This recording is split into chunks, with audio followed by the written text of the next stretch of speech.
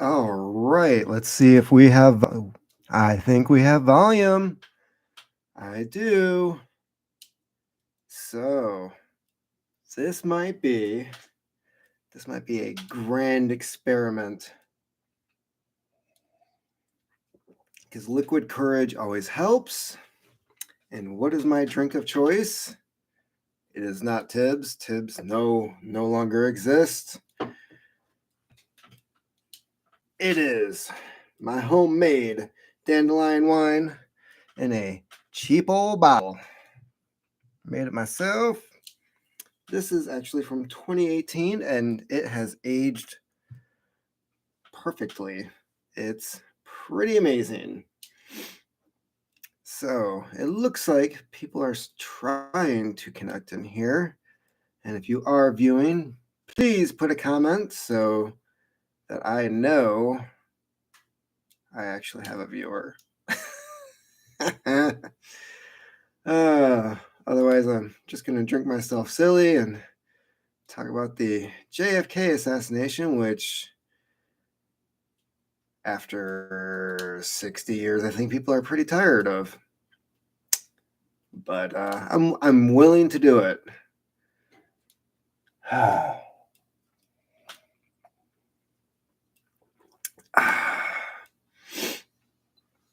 So, let's see here. This is the conspiracy fun hour. I don't know if this will actually be an hour. It depends on who shows up, if anyone.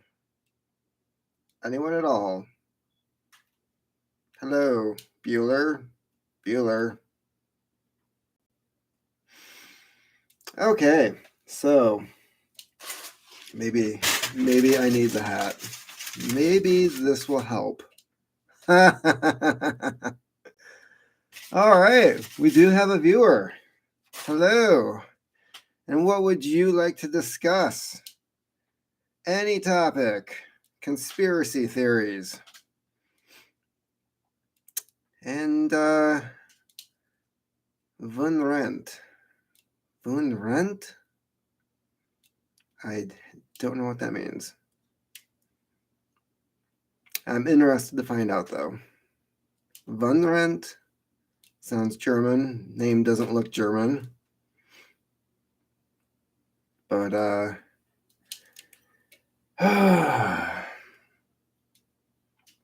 right. So things that I've been reading about lately.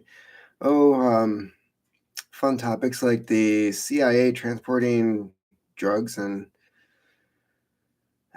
into the United States. That's always enlightening. There's also the MK Ultra experiments. That's always fun. You know, you can't say that the CIA didn't have some success with that, considering Ted Kaczynski was part of that. I think they got a little more than they bargained for on that one. So yeah, I should probably advertise this ahead of time and then get some topics beforehand.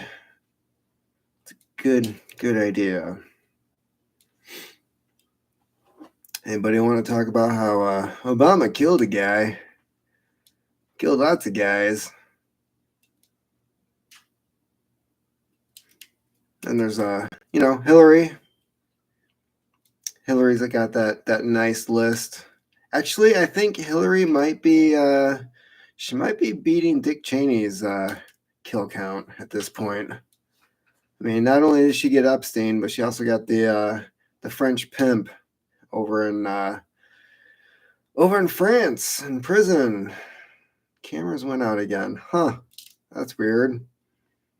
Not a coincidence there. And he hung himself. Yeah,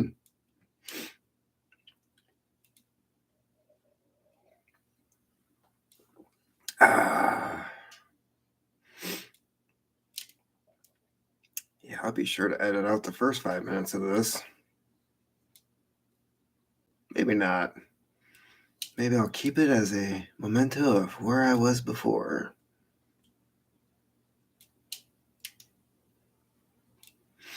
So, if anybody's curious, had some great finds on eBay recently. I don't know if the live stream will get shut off for this, but whatever. I don't care. Check this out. What? Oh my god. Yeah, I got this for $10. It's an actual autograph. That's pretty sweet, considering he's not allowed on this platform anymore. It's unfortunate, considering we had a First Amendment, but apparently it only applies to some people. I don't remember that. There must have been like some small print underneath the Bill of Rights. I don't know. All right. Perhaps we have a viewer. Is there anything you'd like to discuss? Please put it in the chat. And let's see here. Wow, a bot before I even get in here. Over a pipe. Oh, Martin. Are there any conspiracy theories you would like to discuss? They'll let anyone go live these days.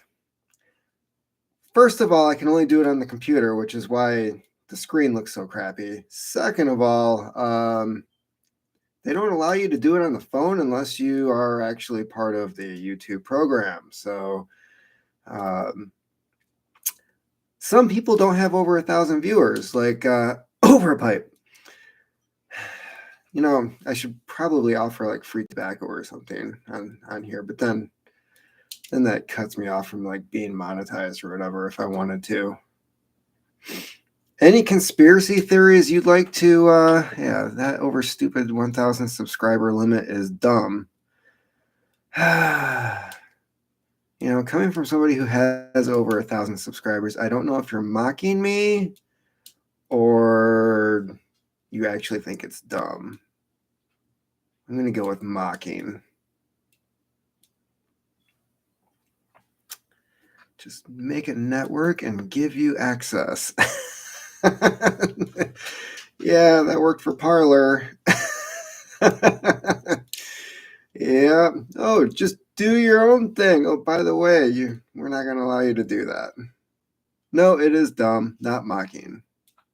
Good to know. Thank you, sir.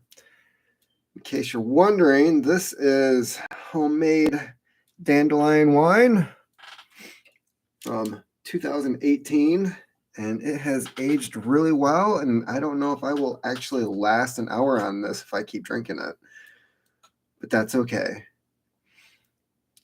I had to get 1,000 to do the Esoterica drops. Wow, that's crazy. And I'm surprised you don't have like 2,000 or 3,000 now that you have Esoterica drops. That's like a key selling point there, isn't it? Like, here's the stuff that everybody wants. It's hard to find.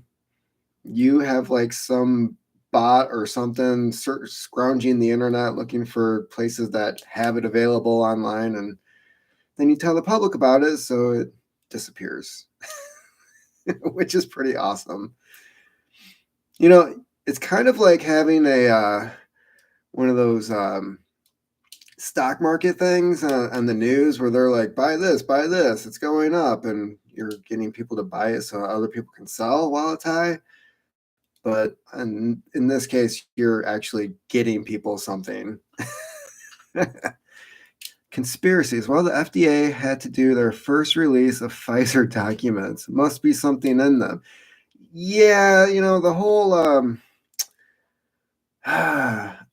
people are trying to make it sound like Putin invading Ukraine is somehow connected with the Pfizer drop, the document drop.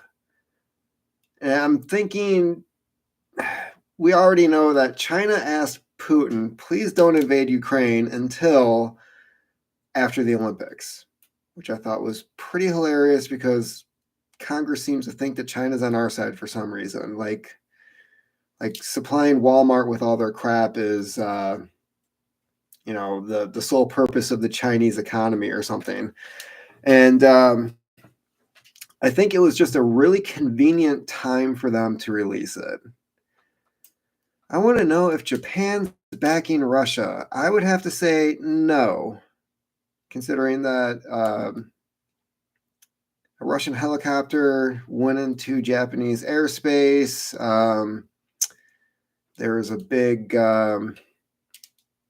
conniption fit about that. It was the same day that fighter jets went into Sweden. Not a lot of people are happy about that. So Japan, definitely not on Russia's side. They've fought in the past before. A lot of people don't, it's not discussed a lot, but Japan and Russia did fight during World War II against each other. So kind of some bad blood there. And keep in mind that China and Russia are basically a marriage of convenience at this point. They're both communists, but they don't like each other.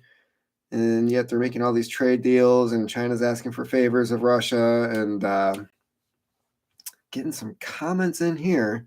I get a lot of hate from the Esoteric Alive. Scalpers yell at me for it. And people, okay. So, yep. An hour later, they're sold out.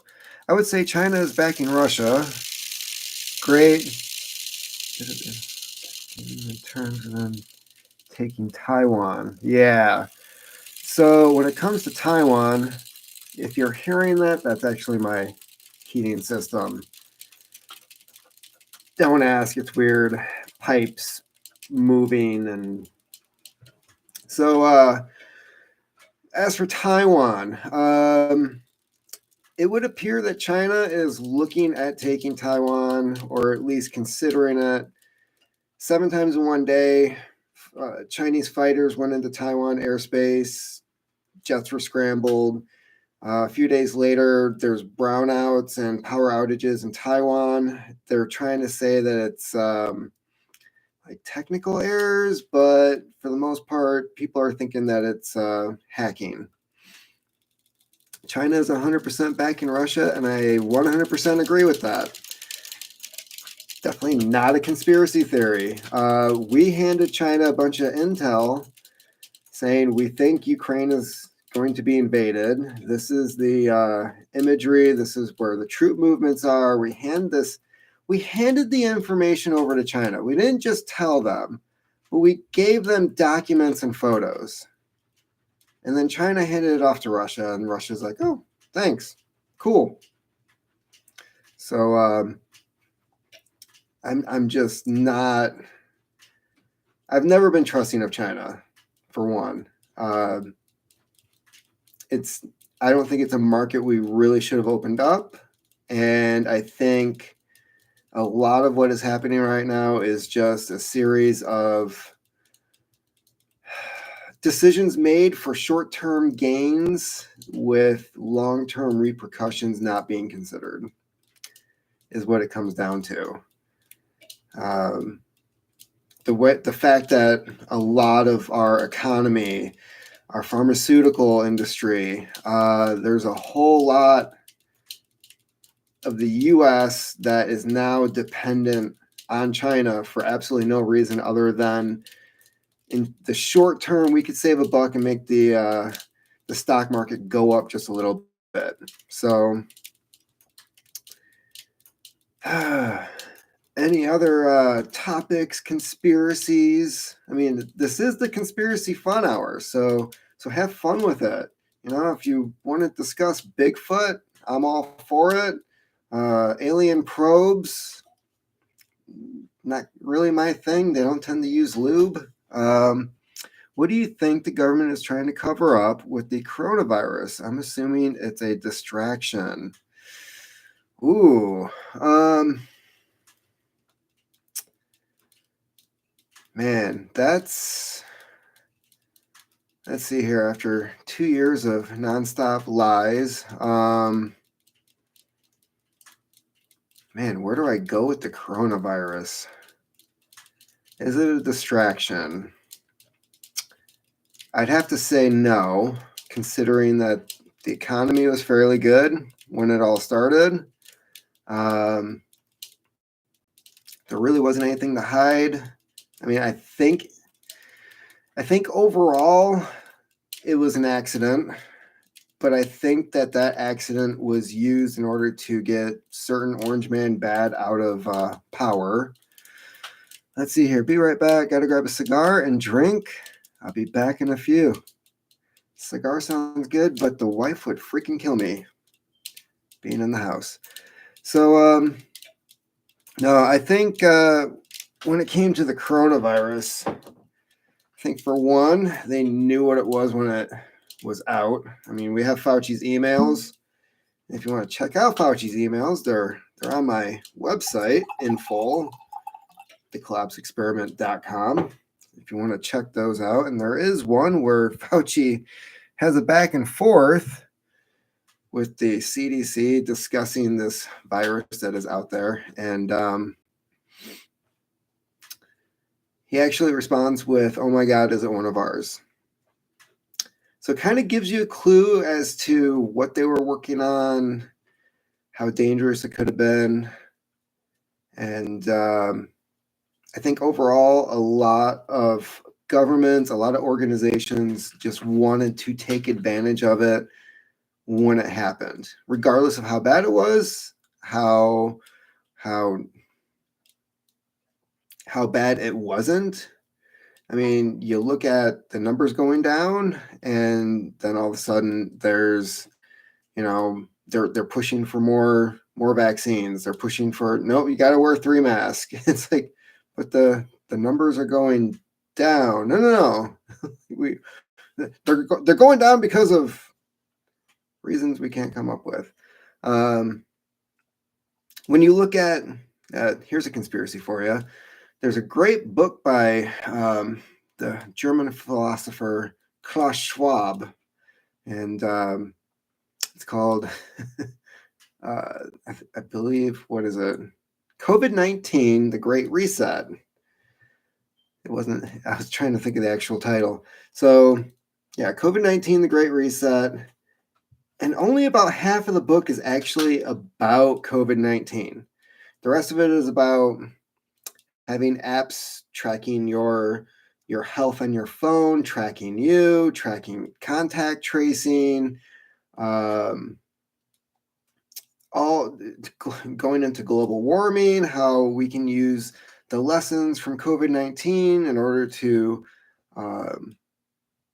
influence people on how to live their lives considering the effects of global warming and how we can get people to use less carbon and control their every movement. And I actually did a lot of writing on that. I even wrote a commentary countering that book because a lot of the stuff that he said in it was just flat out wrong.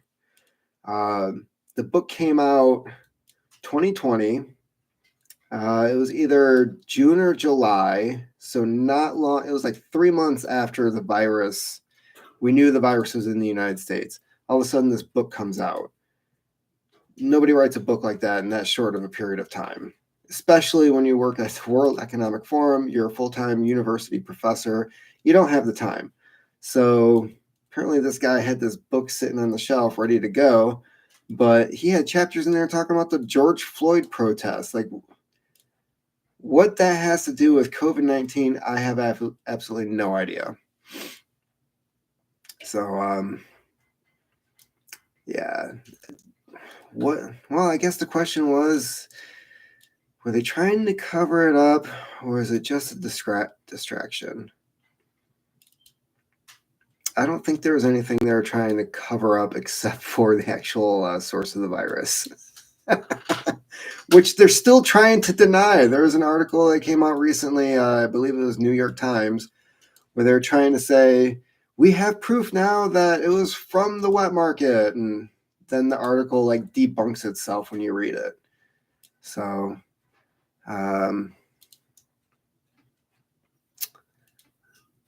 that's about all I have on that topic, unless you want to dive further into it. So, let's see here. I do think 9/11 was actually trying to cover stuff up, but that's a very deep and involved topic.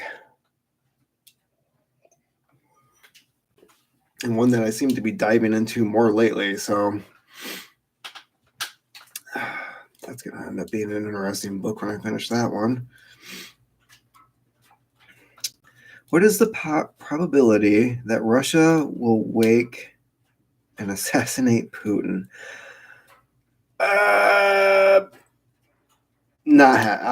don't think that's going to happen. I think when it comes to Lindsey Graham, the comment itself was more to pressure Putin to do something stupid so that the U.S. would get involved. I don't think he was actually trying to. For one, Russian media isn't going to be playing our news. So there's. Hello, Philip Rivera. So I don't think Lindsey Graham was actually making a statement to the Russian people because nobody in Russia is actually watching it. For one, I think he knows that the Russian government is monitoring our news, and that a comment like that would piss Putin off and perhaps make him do something stupid so that we would get involved. You can see the Warhawks coming out. Even Hillary Clinton is on TV again, which does that hurt the eyes? So it's very obvious that for some reason the left, the people who are like, stay at home, get your vaccine, wear a mask, stop trying to kill grandma. If it just saves one life, it's worth doing.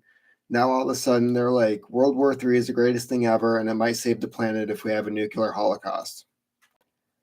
I don't understand the logic here. Nobody in Russia can see anything but Soviet news right now, guaranteed. Exactly. Yeah. They shut off Facebook. Most social media platforms are done, non-existent in Russia right now. RT, I don't know if you've heard this, but they don't exist anymore. And now Twitter and other social media platforms are going after people who worked for RT. This would include Jesse Ventura. He had a show on RT for a bit. So I don't know if they're actually going to go after Jesse Ventura, but there's a long list of people you would not expect who worked for RT who are probably now going to be labeled or canceled in some way. I think they can also see unfiltered TikTok videos. Maybe. TikTok is, I believe, Chinese owned, so that would make sense, considering that Russia and China are buddies. But that also might mean that China's filtering the information going into Russia. There is the possibility of that, and they're not going to share whether or not that's happening.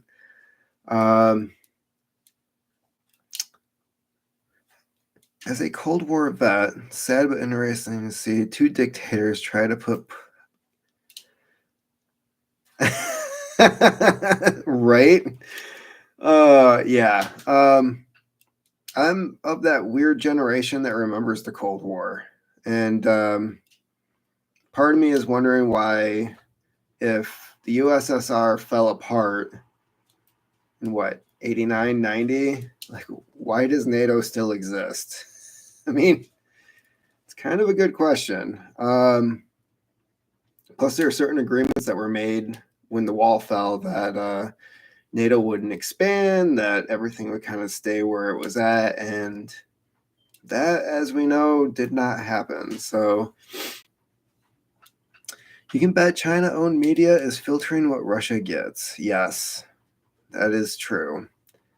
And we also know that, when it comes to the Chinese internet, like, they filter the crap out of that. Like, their public really can't watch or get their hands on anything that the government doesn't want them to. So if I believe, because there was that big controversy about TikTok being Chinese owned, and there was the worry that there was going to be something within the app that was like monitoring Americans and collecting data, because that's the NSA's job.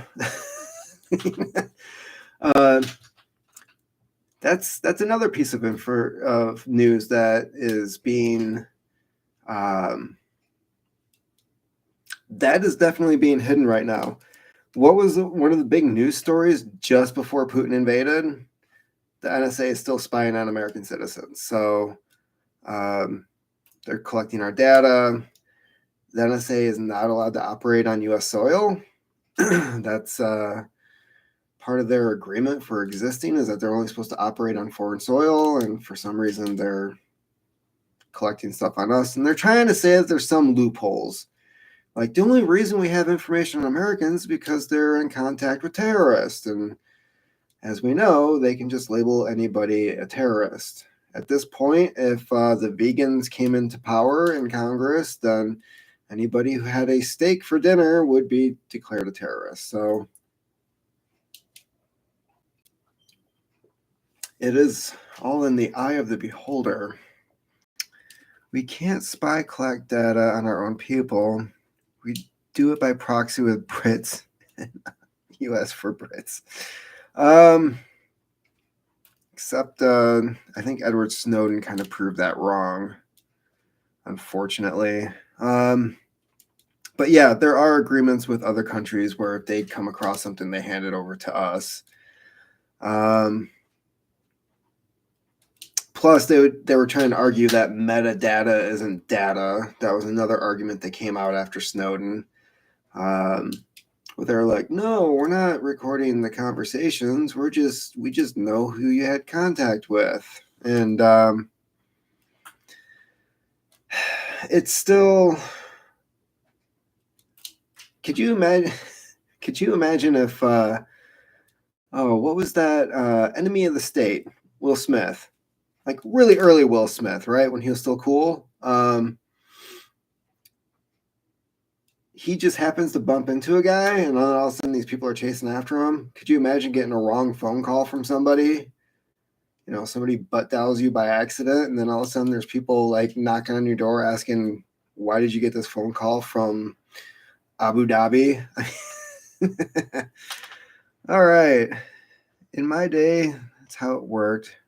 Don't know nowadays. Yeah.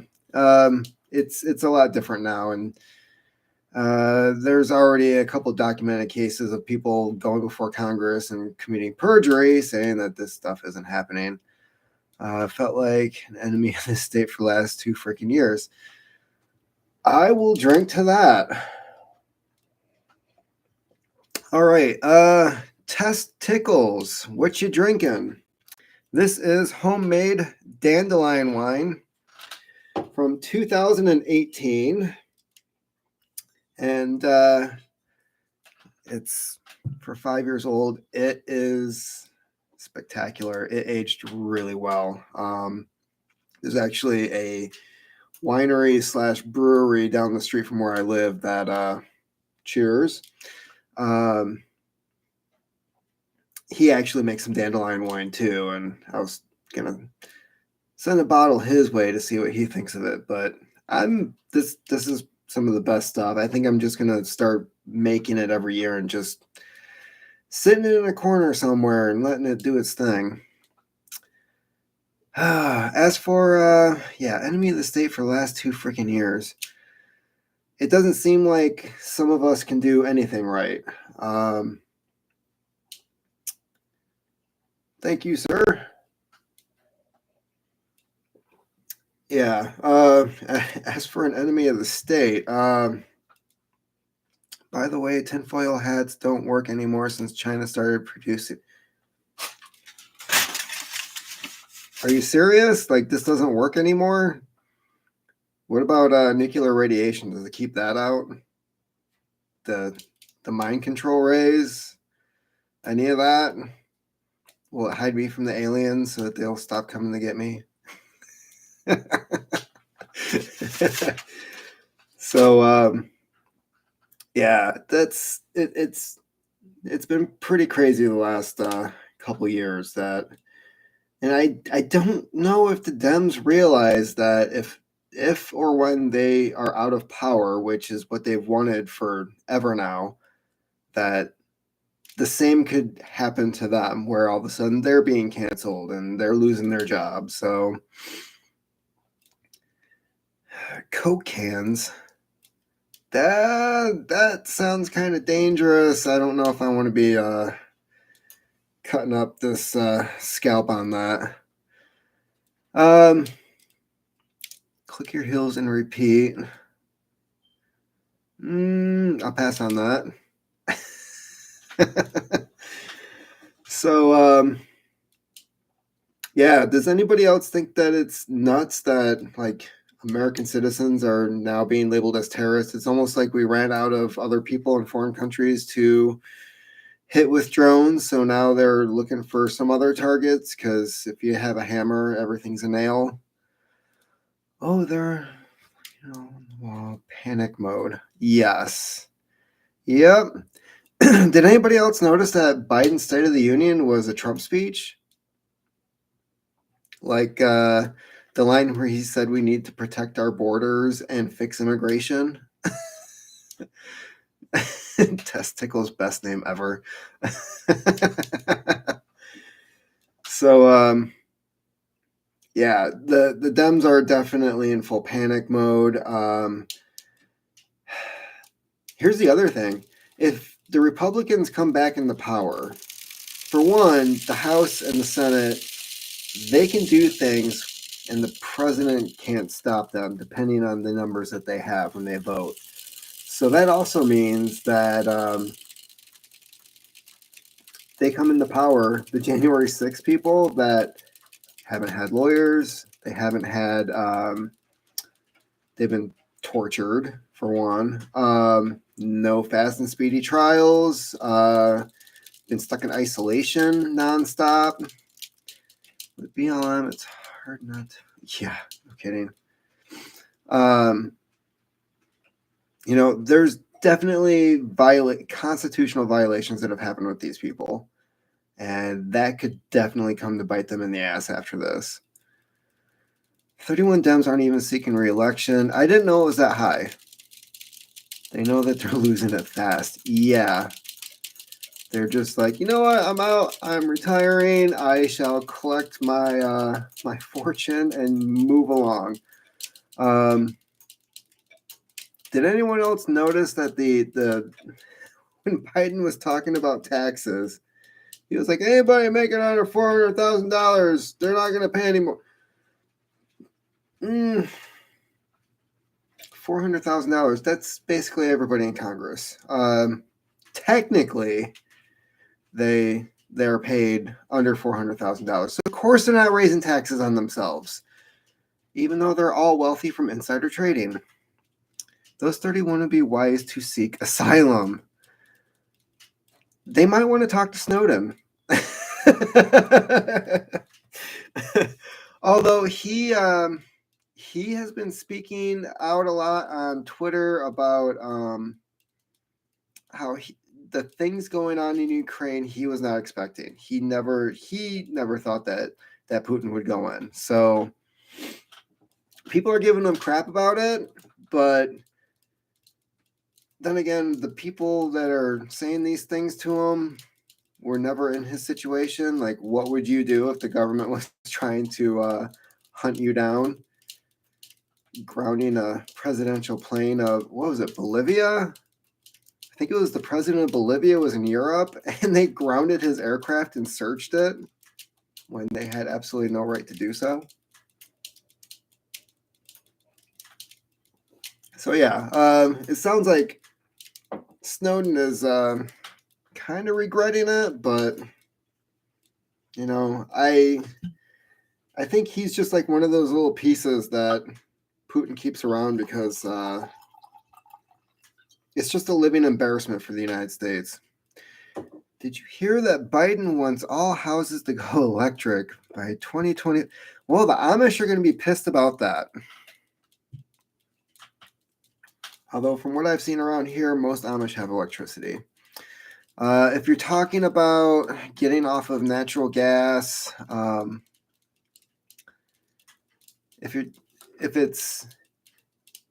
it's solely going electric for one, he needs to stop cutting our usage of coal and any traditional power plants, for one, because these people seem to think that electricity is like a power source, and it's not. You have to do things in order to create electricity, and it usually involves burning or destroying something.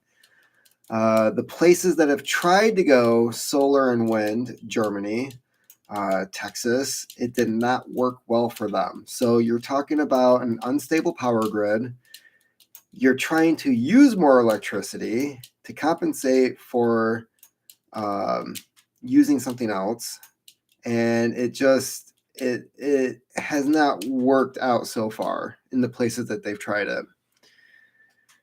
I tried to get asylum in Poland, but so far they're not taking Polish Americans.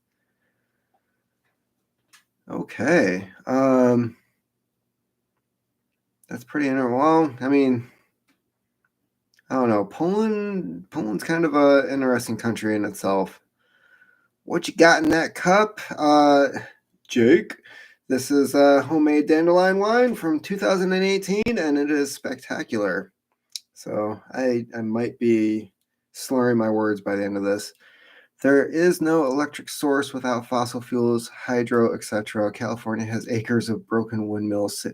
Seriously, we've got where I live. There's a big area where we have a huge wind farm, and it always seems like there's a certain percentage of them that are not operating or down for repairs, or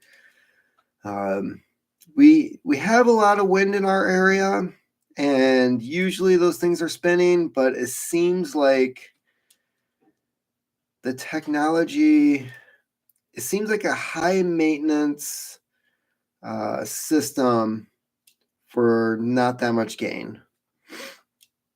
Hell yeah, I'm jealous. I'm getting back at home brewing after the move. Nice. Yeah. Brewing beer, wine, what you doing? I've actually come across a lot of distilling kits online that are fairly cheap. So net loss. Yeah. That, and I think the other argument that falls on deaf ears is that, while we're shutting all this stuff down, it seems like China's starting up like what, a couple coal-fired power plants a week. So it's like, everybody's trying to yell at the kids to not pee in the pool, and China's just in their corner doing their thing. This video is sponsored by Dandelion Wine. It is. Mead. Nice. Yep. I've been busting out some mead too. Recently had a pumpkin mead. Pumpkin by itself doesn't really have that much flavor. I should have just gone with the spices.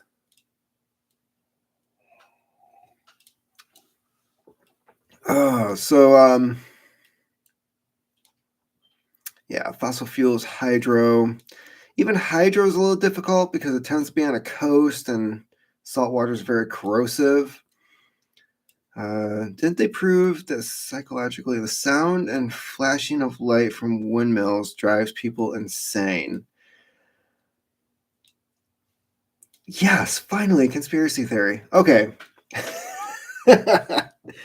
So when I moved here, I live in northern Michigan, and like I said, we do have a big wind farm.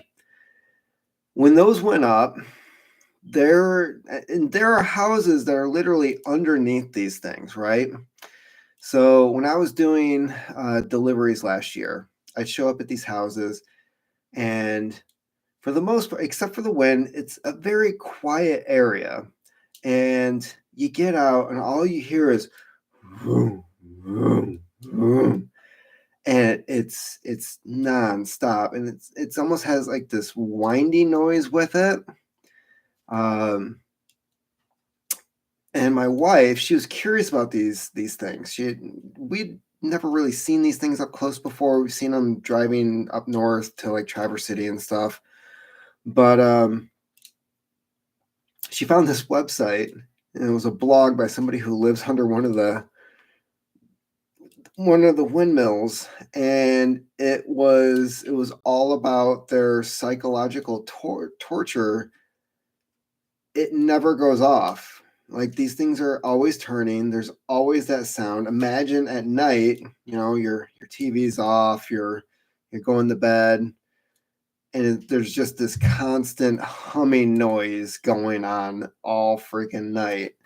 So yeah, I think that tends to be a very real thing, but considering that it only affects a small handful of people and it's not the people who profit from it, nobody really gives a crap, unfortunately. Like us in California is going to save the U.S. While other countries beef up, developing countries say, screw you, we'll do what's best for our country. I get slow motion seizures. Like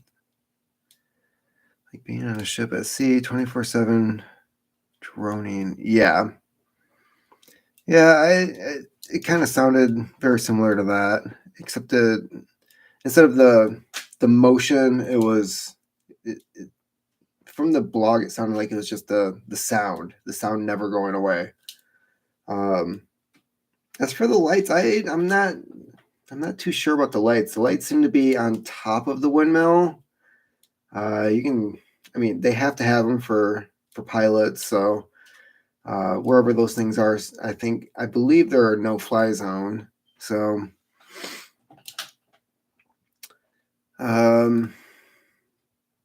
any other conspiracies you guys would like to discuss?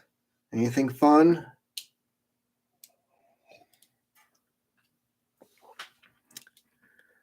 You got me all chatty, up my alley.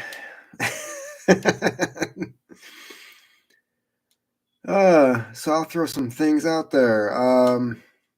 UFOs, Bigfoot, COVID. Let's see. We talked about the Russian invasion. The New World Order. The cancellation of Alex Jones. Oh, yeah. I don't think anybody was on here when I shared this. So I did get this the other day. I think it fits well in with this chat. Let's see here.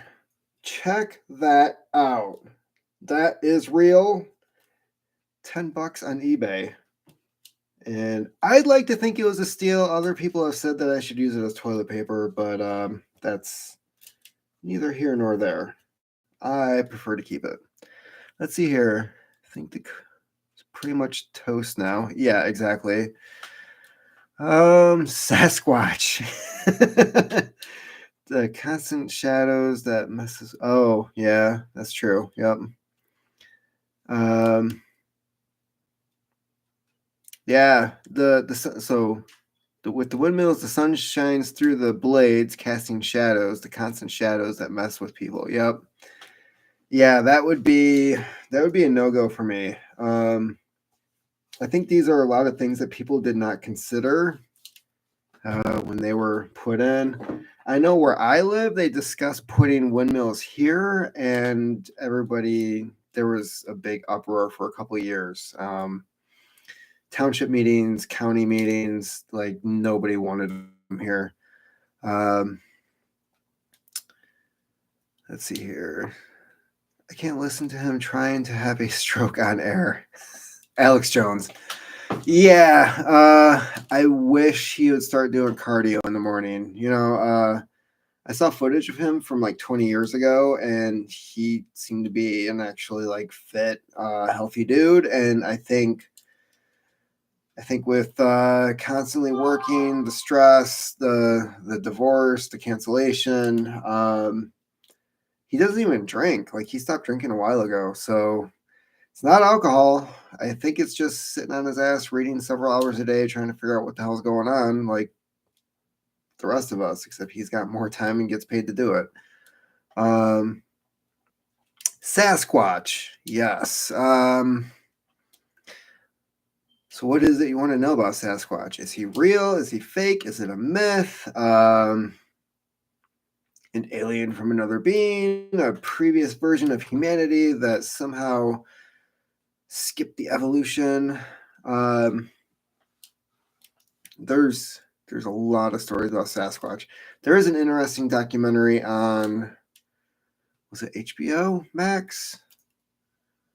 I believe it was HBO Max. I can't remember the name of it, but it had to do with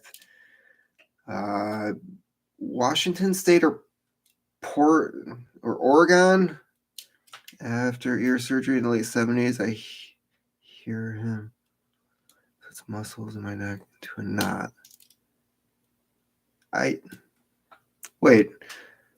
After ear surgery in the late 70s, I hear a hum from fluorescent light puts muscles in my neck into a knot.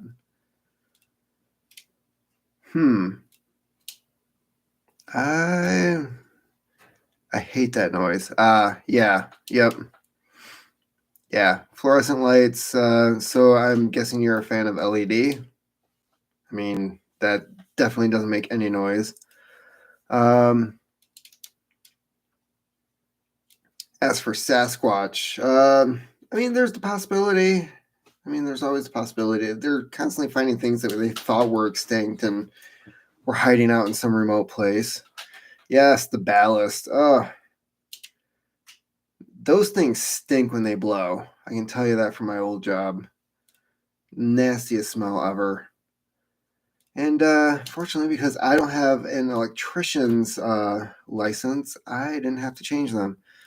When I was a teenager and one farm went up near us, we could always hear a hum. The worst thing for us was every time a blade turned, it cut our antenna signal.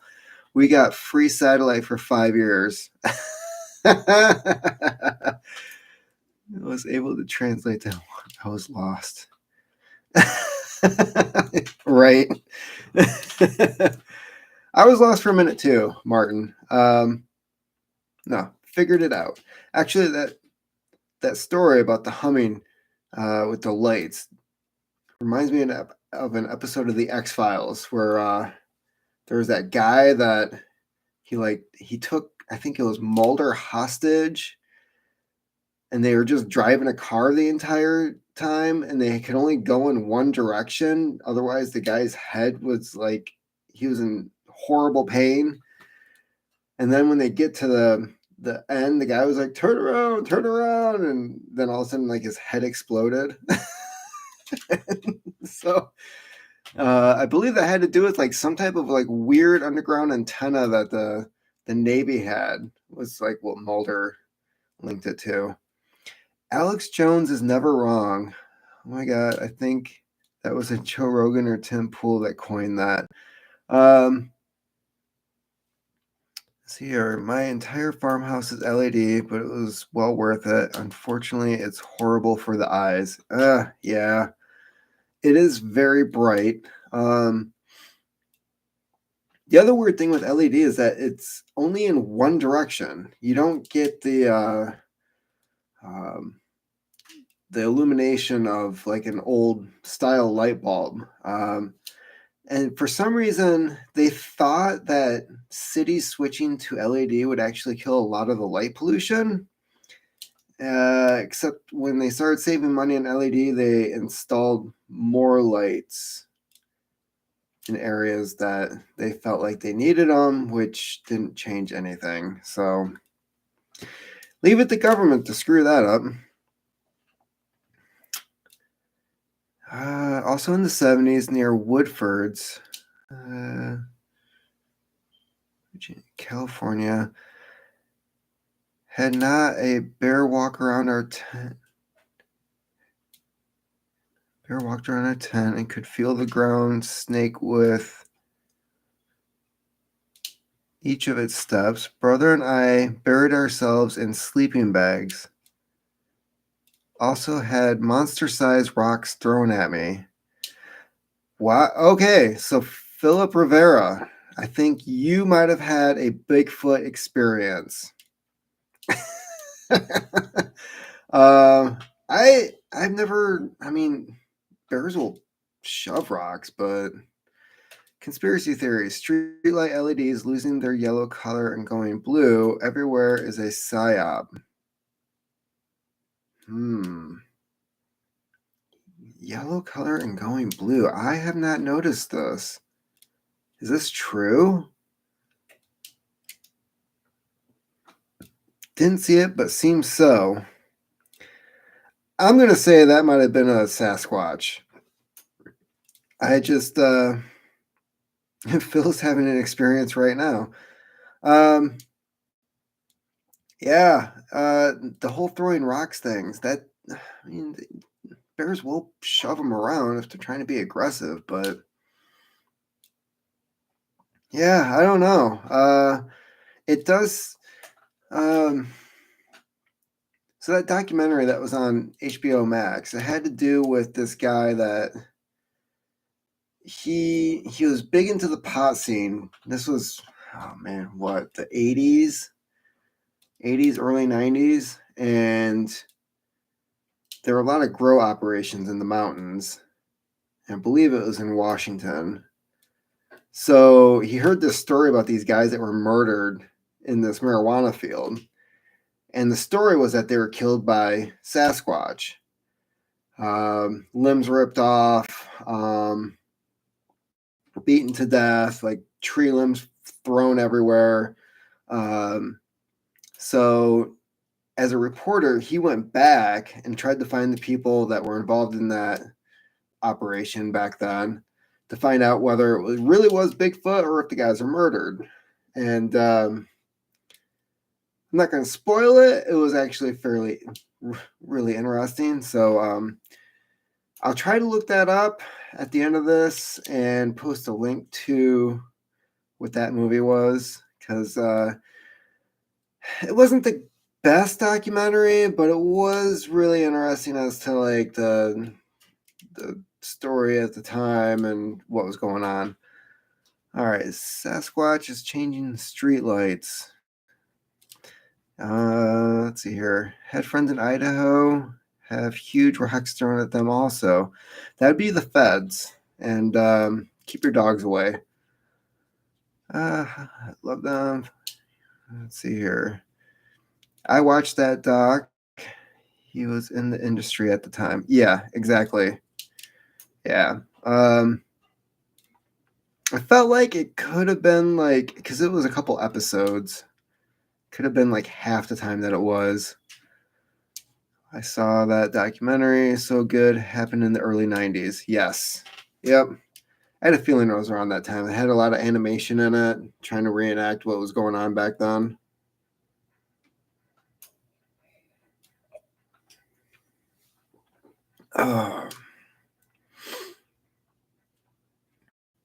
So, any other topics? Random questions? Good conspiracy theory. FBI was behind Governor Whitmer attempted kidnapping. Thank you, Martin. Yes, they were. That was confirmed. They, oh man. So this is a story for those of you that don't know. So the majority of the guys in the Michigan militia, not the actual Michigan militia, is a different group. Most of the guys who were involved in the attempted planned kidnapping of Gretchen Whitmer were feds. The people who were not feds repeatedly said that it was a bad idea, and basically one of the feds kept kind of pushing the idea. And then one of the guys replied, like, what would you do if we did kidnap her? And he was like, oh, I'd put her on trial and blah, blah, blah. And so, yeah, the people who actually wanted to kidnap her were FBI agents. They know that because the one guy in particular who got credit for the arrest, he bragged about setting them up, for one. The other thing that happened was he got arrested for beating his wife at an orgy. So the The FBI undercover agent who was responsible for the arrest of the attempted Grit Whitmer kidnappers beat his wife at an orgy and was arrested for assault. So, yeah. When I say huge rocks, I mean rocks larger than a softball that no human could shot put from the tree line. As a former shot putter, I am offended at that statement. How far away was the tree line? Sound familiar? Like the last 2 years. Yeah. Yep. Like all the horrible. I mean, January 6th. They're prosecuted and arrested for trespassing when the guards were like, "You have the right to be here. What? Please come on in." Yeah. What happened to the bodies of the Fitzgerald crew? Those were never recovered. That is a ship that went down in, I believe, Lake Superior. And there's a song about it. So yeah, the Fitzgerald. Yeah, I don't think anybody was ever recovered. And the thing is, when water is that cold, the bacteria that creates the gases in your body that makes you bloat up and float to the surface are not there. Therefore, they're fish food.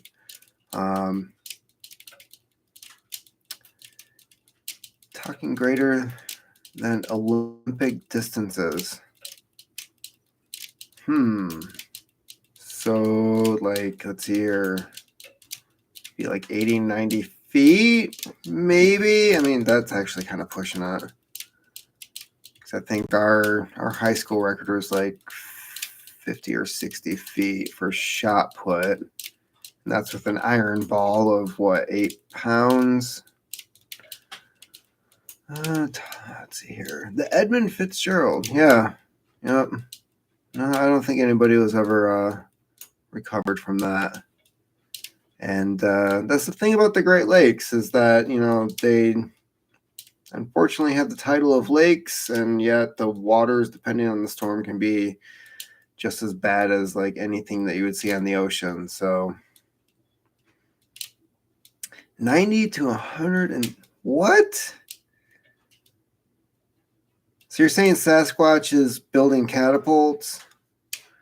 Yes, Lake Superior, and I believe it's in some of the deepest waters of Superior. That is correct. Horizontal, not falling like lobbed.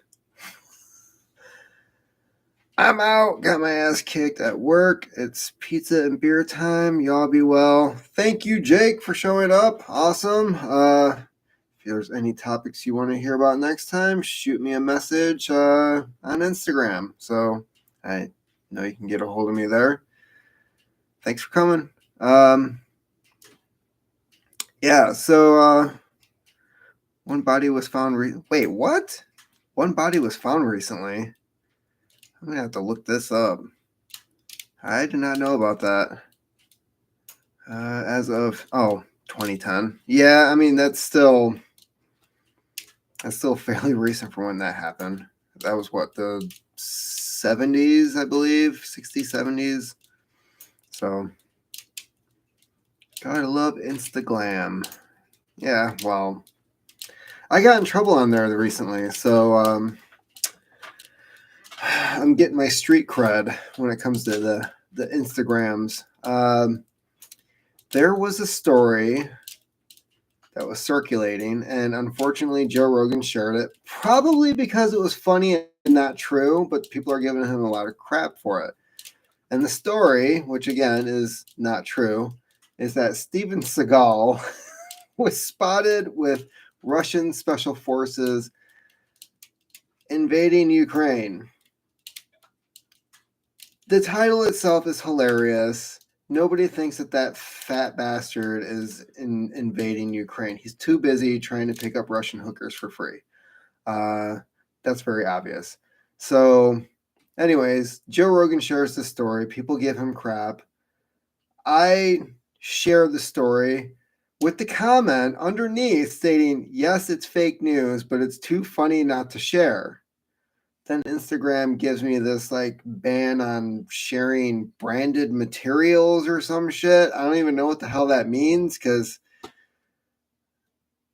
I thought people only made money on Instagram by sharing butt pics. I don't know. Don't bash my camera filters, Phil. They take off 10 pounds, 10 years, and my gender. Wait, what? Okay, Martin, that was pretty good. Instagram, yeah. So yeah, I got in trouble for sharing something that I stated was fake news. So Instagram apparently is run by a bunch of illiterate people that only like pictures and don't like words. How you like them apples?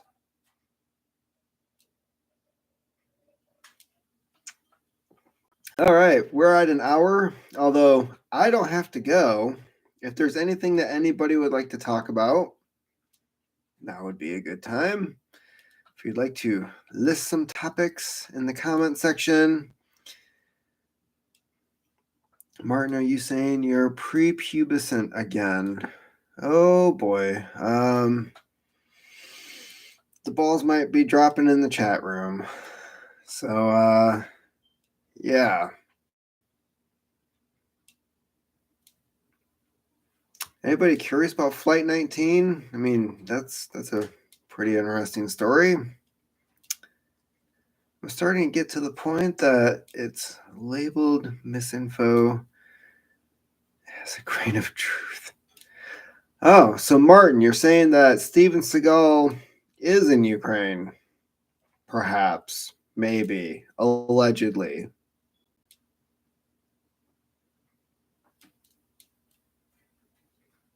Yay? Nay? Do you have confirmation? I want photos. If that's true, I want photos. So, I've seen a lot of video footage, although the footage that is coming out of Ukraine, I'm hesitant to believe any of it. I mean, there was a video I saw recently of allegedly a MiG being shot down by a Stinger missile.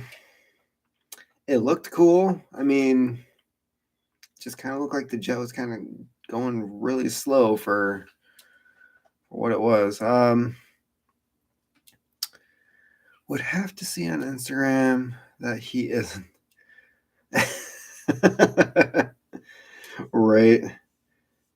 Does Steven Seagal have an Instagram? Has anyone heard from Dr. Fauci? Now there is a conspiracy theory. I'm drinking on this one. Yeah, where's Fauci? Where in the world is Dr. Fauci? They should just make a Where's Waldo book, but throw Fauci in there. When I worked in the firearms industry, I bought a... Haha. Fauci has disappeared. Yes.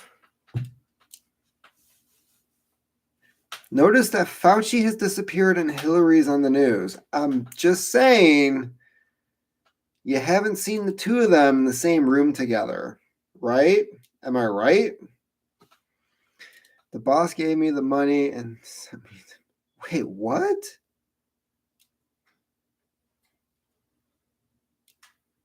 Okay, Leo is saying that when he worked in the firearms industry, he bought a MiG.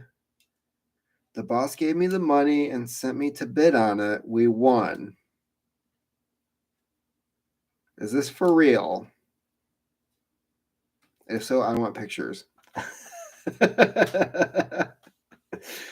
It was pretty awesome. Okay, what kind of MiG was this?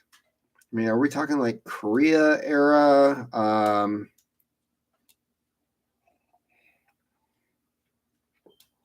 And how does that work? You can just buy a fighter jet? I mean, people had like post-World War II planes, so I guess that's not too...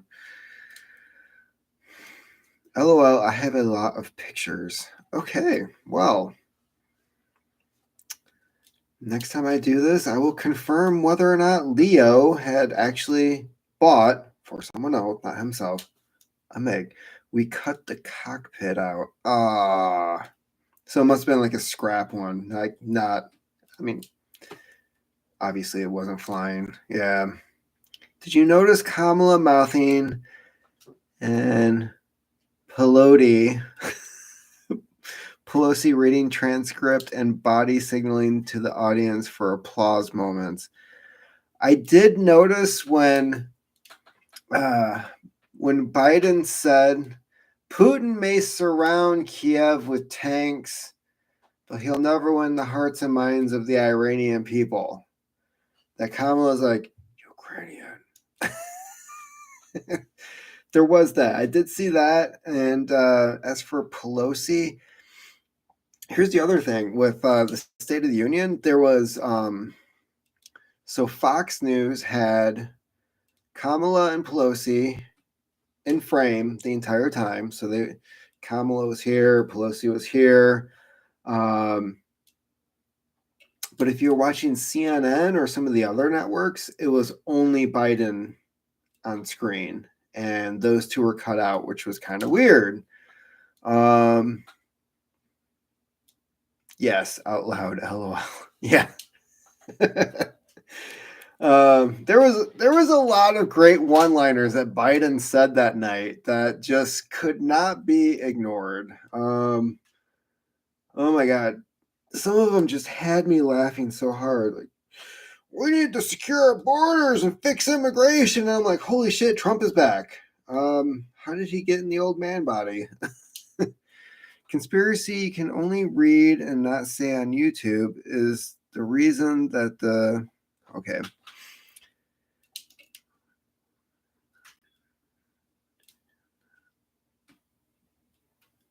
Ooh. Wow. Yeah, that is thank you, Martin, for the heads up. That is at this point you'd have to say that's 100% true, right? Because you can still get it, you can still spread it. And there's like the only benefit is that you might not get as sick as if you. But then I got it, and it was like a freaking head cold for a couple days, if that. Sent you the link to the cockpit. He's still trying to sell it. Heard my phone. You probably heard my phone. So yeah, I'll check that out in a little bit. What are you gonna do with the cockpit? Like, usually I see those things in museums and like the kids get in them and they think it's kind of cool and they play fighter jet for like 2 minutes and then they go on to the next thing. I mean, I guess if like you're into like certain war memorabilia, like having a MiG cockpit in your living room would be like a conversation piece, I guess. 9 pages of possible adverse reactions released.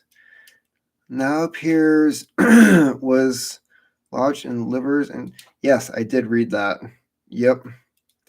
MiG-21 for $5,000. Oh my God. I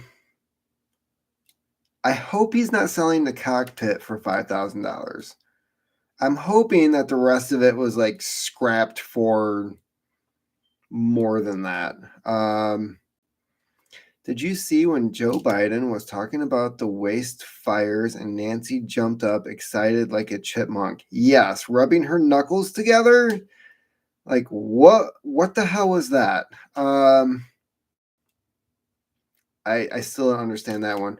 But the funny thing about Biden talking about those was what's her name? Shit, I'm gonna hate myself for this. Lauren Boebert. And she's like, what about the 13 people that died because of your stupid actions in Afghanistan? I don't know if those are the actual words that she said, but she did call about the 13 that died from that suicide bombing. And I thought, for one, she has the right to speak up. She is an elected official, and it was very obvious that only certain people were invited to be there. Only half of that room was filled, and it seemed like people were selected. Like, notice the Supreme Court justices sitting there were the ones that were appointed by Trump. Okay. As for Lauren Boebert, yeah, I don't think it was disrespectful for her to say something about those people. And I think that the fact that that was overlooked. Notice Biden didn't say anything about the pullout from Afghanistan. Let's see here. Let's see here. That's what I did on my lunch break. Have a tail hook, literally six feet from me on patio.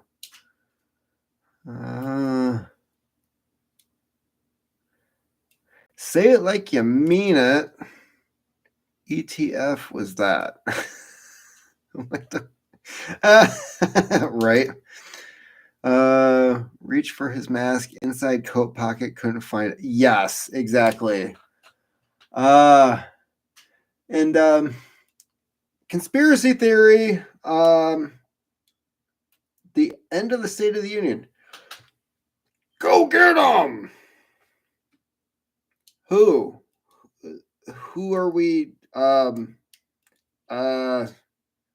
Who are we getting? I mean, like that was like the weirdest conclusion to the State of the Union that he could have had. And he never talked about the actual State of the Union. It was a campaign speech. I'm going to do this, this, and this. He never actually talked about how things were going, except for when he acknowledged inflation, but didn't actually talk about how inflation happens. Like, he completely ignored that, and at one point said, we could fix inflation by lowering the wages of the American people and making them poorer. And I'm like, so that they can't afford the things that are going up in price because you keep printing money. How does that fix anything? Anyone think it's weird that Joe Biden said that firearm companies are the only ones who can't be sued, yet Big Pharma has immunity granted by the government for effective than the vaccine? Right. Side effects of the vaccine. Yeah. Actually, that was not true, because there was a firearms company that was sued recently and settled out of court. So that whole statement was false. That was a complete lie. Yeah, firearm company, apparently they can be sued. And as for Big Pharma, yeah, that's the government, and at some point they're going to complain about that, which is hilarious because it was their own doing. Is Michael Jackson's plastic nose still on his skeleton? What nose? If anybody remembers late Michael, you'll get that joke. Last time we tried to go get him, they got arrested. Unity, and then the same breath spews division. Right? More effective.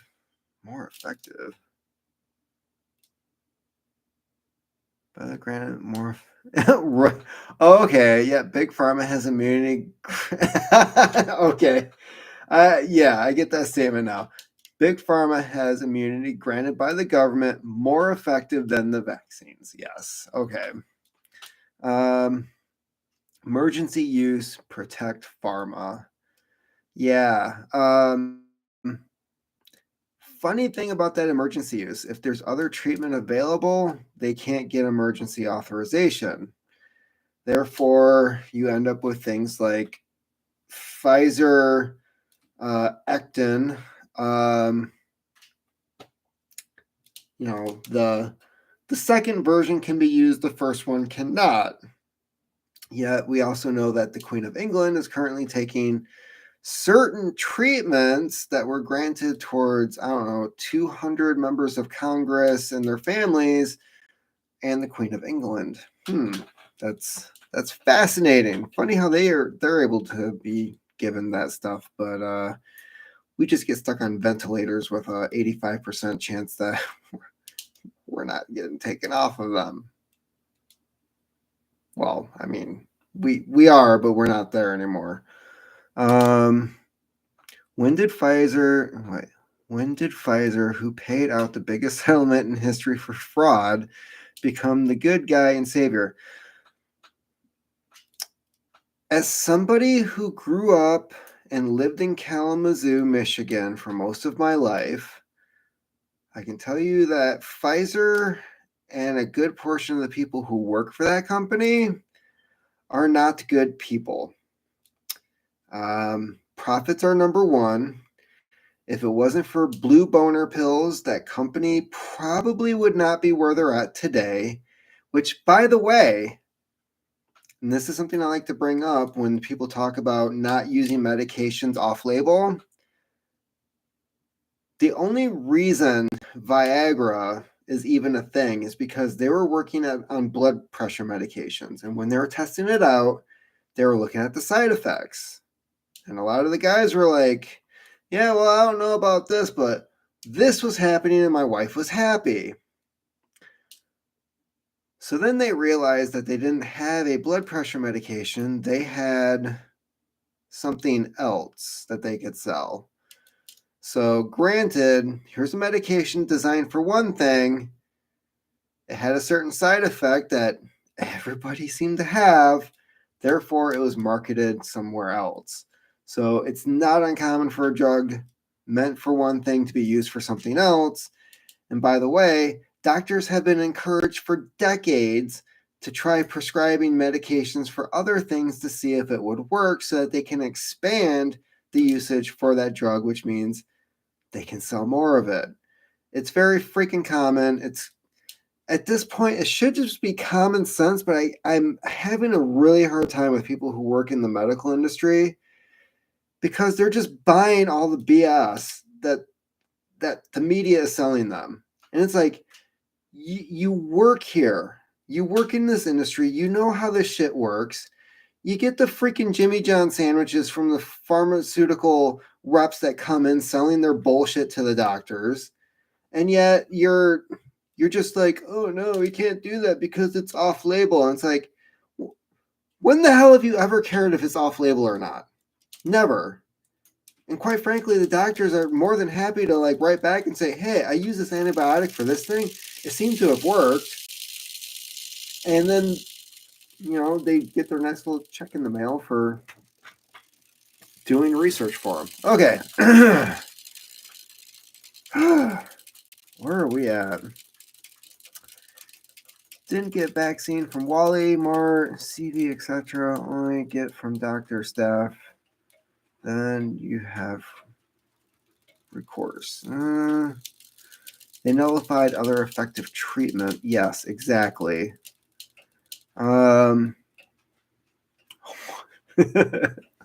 Martin. Okay, for a while there was a conspiracy that mosquitoes are capable of spreading COVID through blood to blood. Wait, what? I never heard that one. Mosquitoes are capable of spreading COVID through blood to blood contact. Now, during the 80s, I do remember people thought that you could get AIDS through being bit by a mosquito. I remember that being a thing. I didn't hear about the COVID thing.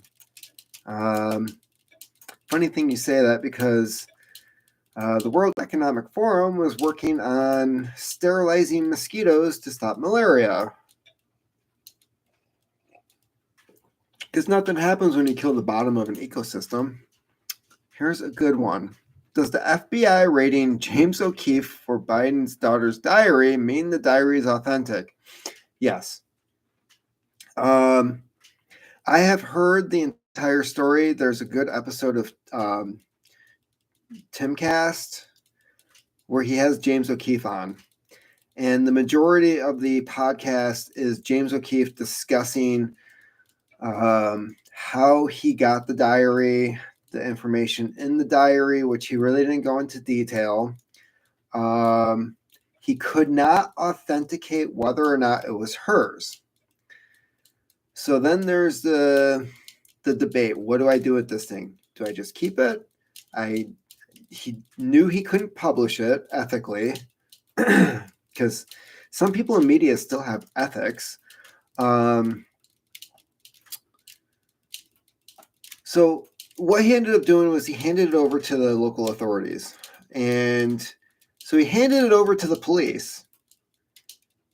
And then weeks later, his house is raided by the FBI, where he answers the door in the middle of the night in his underwear. They pull him out into the hallway. He's handcuffed, slammed against the wall while the FBI goes into his personal residence and just takes whatever the hell they want. So here is a guy 100% did the right thing. Okay. Anybody else, anyone, I don't care if it was the Inquirer or, do you remember the tabloid that had Bat Boy found in cave? Anybody, the New York Times, would have published it if it benefited them, right? So here's James O'Keefe with this diary. 95% sure that it's authentic, but cannot verify. Turns it in, and then still gets raided. And what it comes down to is that the raid was actually for the lawsuit he had going, where I think it was the New York Times. He was suing the New York Times for defamation because the New York Times knew that he was being raided while he was being raided. So somebody in the FBI contacted the New York Times, said, this is going down. They tweeted it while he's being raided, that James O'Keefe is being raided for Biden's daughter's diary. And then afterwards, there's more tweets going out about James O'Keefe's contacts, things that they found in his cell phone, information on his laptop. And all this information is being handed over to the New York Times, who James O'Keefe is in the process of suing. It had nothing to do with the diary. But yet, the diary, I believe 100% is definitely authentic. And the other thing with the diary is that, has anybody ever heard? I didn't even know Biden had a daughter. Like, you hear about Hunter, you hear about the good one, the good son. I can't remember his name. But yeah, you always hear about those two. You never hear about the daughter. And I think there's probably a good reason for that. When I worked for the fifth oldest funeral home in California, had deadlines, can't tell you how many times pharma reps. Yes, pharma reps are horrible. And it's always the sluttiest chick with the most cleavage that they end up sending in too. Everything is off label, has been like forever. Yes. They are trying, since vaccine reports coming out, trying desperately to revisit, validate the wet market. Yes, I was talking about that earlier. While Wuhan labs are in proximity as well, 400 yards of the wet market. The weird thing about that article is that the traces of COVID that they found were from the second strain that they knew to exist and not the first strain, meaning that anybody who had COVID had gone into the market afterwards. They never found any trace of the first COVID strain. So yeah, they're still trying to say it came from the wet market. Here's our proof, and yet the proof debunks what they're trying to say. When they published the diary of Anne Frank, they removed several pages of sexual experimentation and exploration. That is true. Publishing diaries is always sketchy. A really good book you should check out is The Ghostwriter by Philip Roth. That has a really, really good, entertaining, insightful story about Anne Frank in there. It's kind of a secondary story in the novel. It plays around in the background, but it is fascinating. Definitely check it out. It's a quick read. Publishing diaries is always sketchy. I heard that Lenny being. Wait, what? I don't know what that's referring to. Amazing that the FBI being used as the Gestapo isn't a bigger story. How does the FBI have jurisdiction? That's a really good question, but if you go back in the FBI's history, they've always been a Gestapo. You've got what's his name? Hoover, J. Edgar Hoover. He was okay. So for one, we know that J. Edgar Hoover was a crossdresser. Don't know if he was a tranny, transvestite, whatever you want to call it. He apparently liked to dress in women's clothes in his spare time. But at the same time, he would have FBI agents raid parties where gay people were gathering together. It was a crime back then at that certain period of time. It was viewed as a mental disorder. Engaging in homosexual activity was illegal. So he used that as a form of blackmail for a lot of people. People would be arrested, get their photos taken, reports would be filed away, and basically either you played ball or you were destroyed. So, and that's one of several cases where the FBI was used in that way. Let's see here. Bordeaux. Bureau. I don't know. The more you test an area, the more you'll find, meaning you selectively test and ignore other areas. True. I think the studies at universities citing that there is a genetic code in the coronavirus that is patented by Moderna. Yes. They did find a genetic link between the Moderna vaccine or Moderna virus that was patented 5 years before COVID was released, and what we are seeing now. Fat thumbs, FBI, CIA, DEA, ATF. Why does the ATF exist exactly? Because that's all legal stuff that we're allowed to have. Basically, my view is that the ATF is a tax collection agency where we know you have something, you didn't pay the taxes on it, now we get to shoot your dog. Hoover was making a booty call list. Ugh. Have you seen pictures of Hoover? Form of a honey trap. Yeah, Hoover's the one who'd have to really worry about that, because when you are a 1 and he's a 10, is that how it works? Definitely a spy. Waco. Oh my God. Yes. Of course it's going to come up when I talk about the ATF. So what do you want to know about Waco? Throw in your questions here, because I know a ton about Waco. Fauci did the same with AIDS. They could have ended it, but wanted revenue. I think should probably be careful here. I think there's several reasons why they did what they did with AIDS. It wasn't until they tried to convince the public, and it wasn't government officials, it was the gay community. It wasn't until they convinced the public that this could end up being a straight disease, because at the time it was considered gay disease, only affecting the gay community. So there's some speculation that because of who it was affecting, they let it run rampant. But then Fauci has this weird hard-on for vaccines for some reason. Don't know why. Could have something to do with the stocks that he owns in certain companies.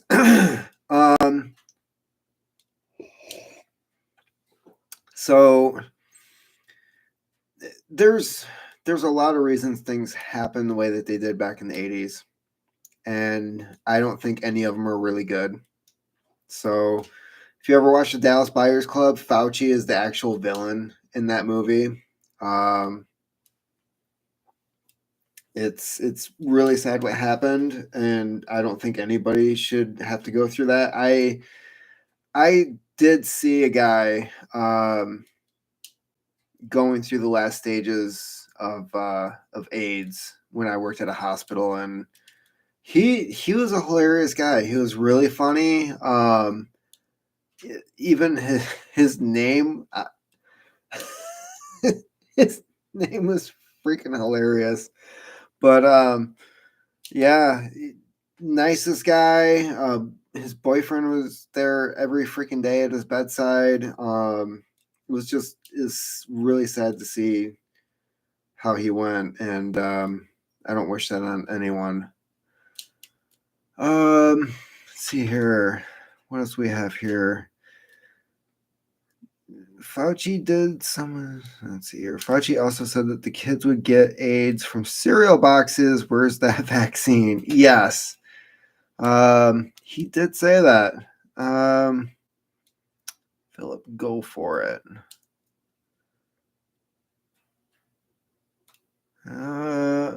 Another big story. There is now a super AIDS strain out, also a new vaccine, I believe done by Moderna. Not sure about that last. A super AIDS strain. I keep hearing about all kinds of crazy stuff that they're trying to. There was the COVID. What was it? What were they? Flu-rona is what they were calling it. Numbers of straight that acquired AIDS was low. Yes. I had the opportunity to look through old records of purchases from David Koresh. Oh my God. That would be interesting. He went above and beyond, intended to keep everything legal. Yep. They just did not like the fact that he had how many things he had, and it didn't matter if he had if every person in the compound had their own gun. The fact that many guns were in one place, I think the ATF probably still. That's why they made up all that bullshit about him molesting kids and stuff.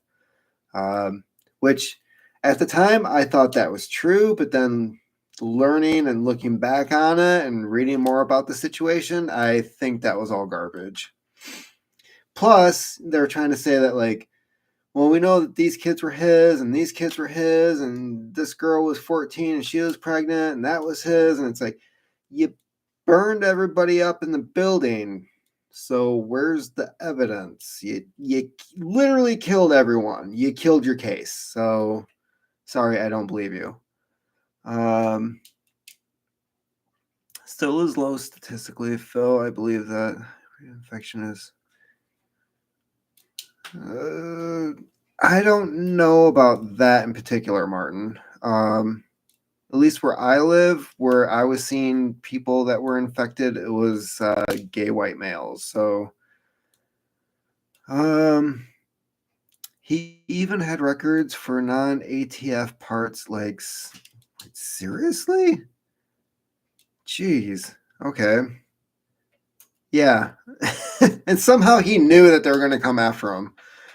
Gee, I wonder why. I was in the Navy, and at the time, unfortunately, most of these Navy with AIDS were discharged and experimented on until they died. I totally believe that. Google Netherlands' new HIV strain worse than the last. Didn't they find like strains of the AIDS virus in COVID? Wasn't that a thing? Like it had like certain strands of DNA that were related to AIDS somehow. Now we see how corrupt and evil these people are. Can you blame whistleblowers for seeking asylum in neutral countries without extradition? Yeah, no kidding. Do not blame them at all, but don't think that they won't stop to try to get you. Who shot first, Credo or Han? Are we speaking of the original trilogy or the unfortunate digitally remastered BS that came later? Who shot? Yeah, Han shot first. Sorry. And personally, in that situation, why would you not shoot first? The guy already had the weapon out, he had intent, and he stated what he was going to do with it. Therefore, you have the right to defend yourself. Duh. I mean, classic self-defense right there. Han Solo.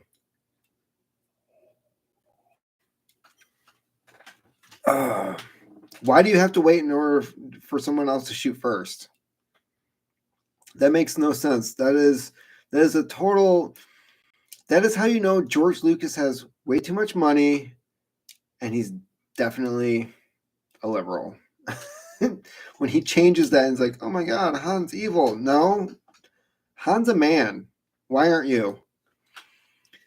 How are we supposed to help secure Ukraine and NATO border with our own border patrol agents? Have you seen our border? I need more to drink if I'm going to talk about that. Okay. At first, I thought that was fake news. I thought that like the Babylon Bee forgot to put their label on something, or maybe it was like an Onion article that was being shared without the Onion on it. Like, and the thing is, the Border Patrol is being sent to Poland to help with like the refugees coming into the country. Is that supposed to like train our Border Patrol to just let people cross the border because they're refugees? I don't know. I cannot figure that one out for the life of me. I'm gonna refill this glass because just thinking about that makes my brain freaking hurt. Like I don't get it. We don't have enough agents on our own southern border, for one. They won't secure the border. I've seen video footage of border agents who are not in uniform watching the border, ignoring the fact that people were crossing it. And then when local PD came around asking, who are you? And they're like, oh, we're federal, blah, blah, blah. Oh, no, we're not here. Don't put in your report. Let's see here. Confirm with a buddy of mine, which is on Border Patrol. He confirmed. Yep. Geneva Convention says you can shoot paratroopers while descending. Paratroopers can shoot at you, but you can't shoot them till they touch ground. BS in any war. Yeah. Why do we still follow that? Like, don't we use phosphorus? Like, that's against the Geneva Convention, but we still use it for things. How many walls, fences will they put up before they understand they don't work? As in fences at the Capitol. Right. They'll just build a bigger ladder. So the next time the how do I put this? The next time the Patriots show up at the Capitol, they should all just carry lightweight ladders. Duh. Put your banners on the ladder, heave it up, and have some flags on it to say like, "Let's go, Brandon." And then you get close to that barricade, you just throw the the ladder down, you climb over, and you're good to go. We're the only idiots that, yeah, the Geneva Convention. You know, I heard an interesting story from a buddy of mine that was in Iraq, and he would go out on patrol, and on top of the Humvees, they would have these 50 cal machine guns, and you know they're carrying the NATO 5.56, and they would get shot at with AKs. But unless somebody was shooting at them with something larger than an AK round, a 7.62, the 50 cal couldn't shoot back because it was against the Geneva Convention. I didn't understand, or maybe it was the rules of engagement, but I'm pretty sure he said it was the Geneva Convention, and that one kind of bugged me. It was weird. Why would we say that we are shutting down Russia's economy when they have no restrictions on the oil and natural gas they produce and sell? Doesn't that money go straight to the Russian government? Martin, you are 100% correct. We are funding the war into Ukraine. That's the simplest way I can put it. Biden absolutely refuses to open up the pipelines, to grant new leases on fracking and drilling in the United States. He's still trying to shut down certain power plants in the United States that still run on fossil fuels. And I think it's like 10 or 11% of the oil that we use is from Russia. And that's the crude used for making gasoline. And currently we're at 409 here where I live per gallon. Yeah, that's 100% true. Well, there's the solution, Martin. Hand out water 1 hour from border, get there, and piss on electric fence. Oh, get 220 on your willy. You leave. Oh my God. When my cousin was in Iraq, kids used to run up and take pictures of the vehicles to help find weak spots. Yeah. I totally believe that is true. Plus, a lot of the vehicles that we had at the beginning of the war were not armored. And a lot of the units had to armor them themselves. Fortunately, they would have guys that knew how to weld and things of that nature. That was a sad situation. Like, a lot of the guys going in still had the green camo from the Cold War that they were wearing as they went into Iraq. Like, we didn't even have like modern day camo on a lot of the equipment, a lot of the gear. So interesting times. They had a soldier assigned as a runner who would essentially beat the shit out of them so they don't do it again. Yeah. It's a sad situation. My cousin told me on several occasions that they were forced to wait, what? The kids? They're forced to shoot the kids? Oh. I understand that sometimes you have to do what you have to do to get back home, but that I don't know if I'd want to go back home knowing that I did something like that. I thought liberals complained about getting involved with wars. Also, couldn't we have taken all the stuff that we left in Afghanistan to Ukraine? Now, Martin, that would just make sense. Somebody else has brought that up recently. I don't remember who, but yeah, what, $85 billion worth of equipment we left to the Taliban, and you know, Iraq actually is not that far from Ukraine, so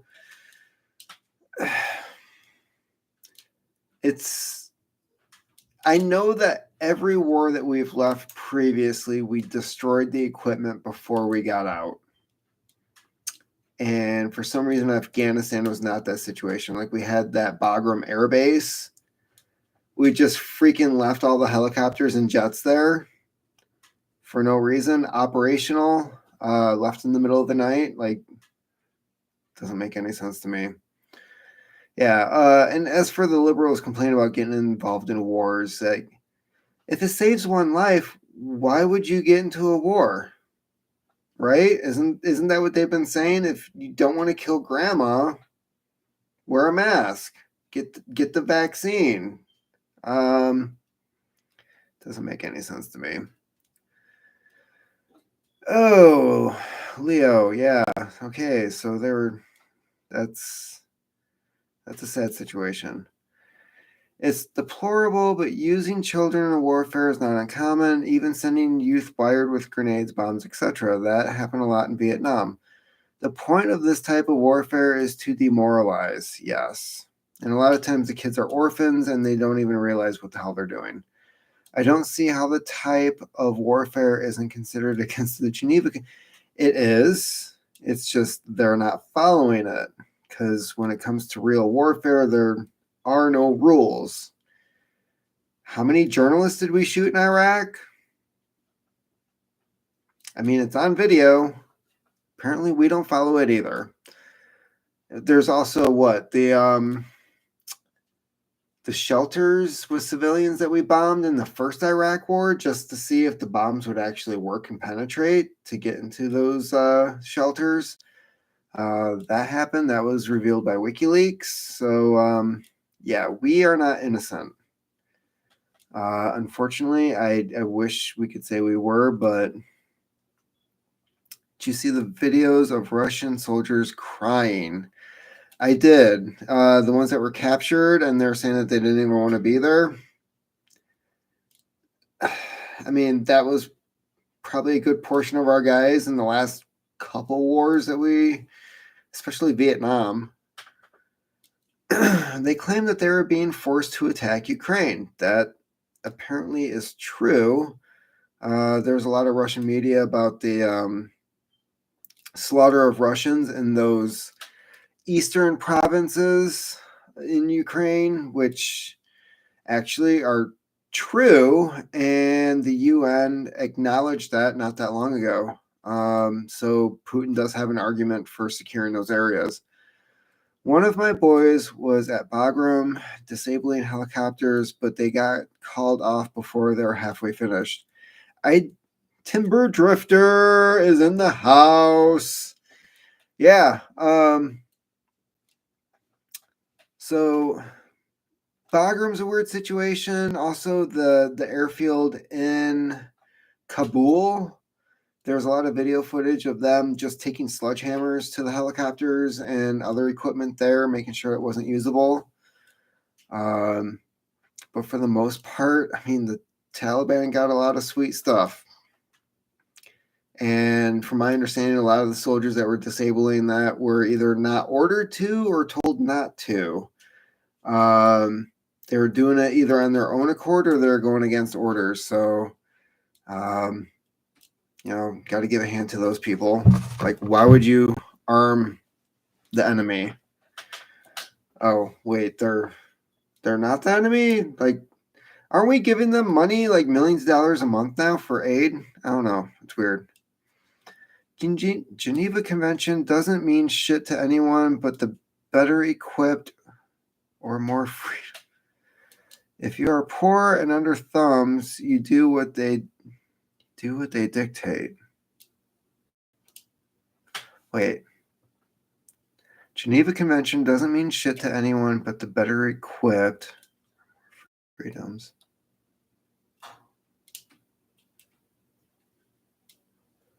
I feel like I'm reading this backwards. The only rule in war is there are no rules. That statement I would agree with.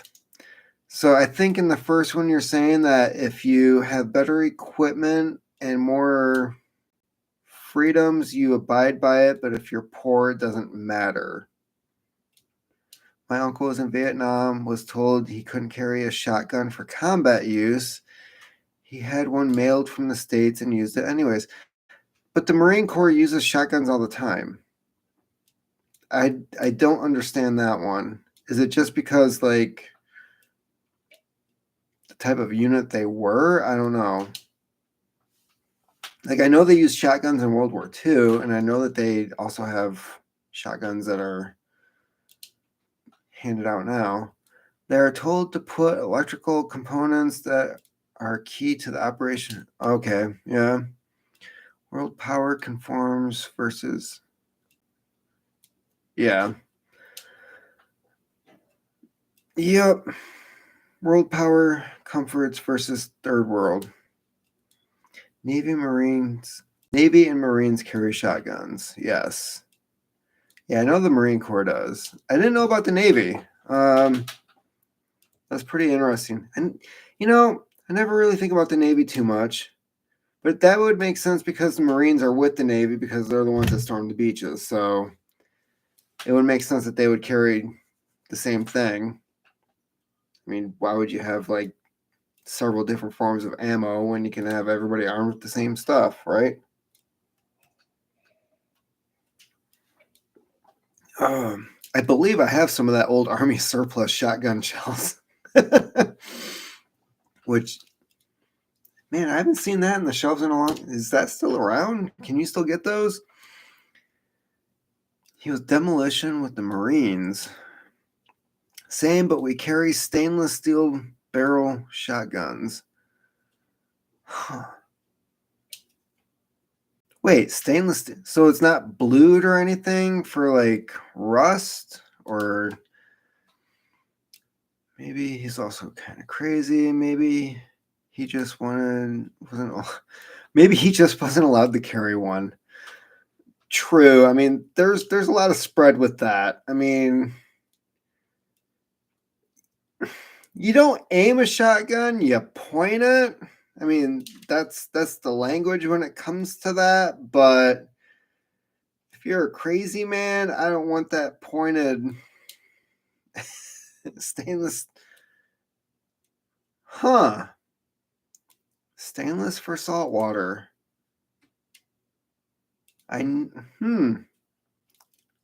Wow, I never would have stainless steel. Man, I thought it still would have like corroded or something, but that's awesome. I might have to actually like hunt one of those down now. Just to see what it's like. Okay, Martin.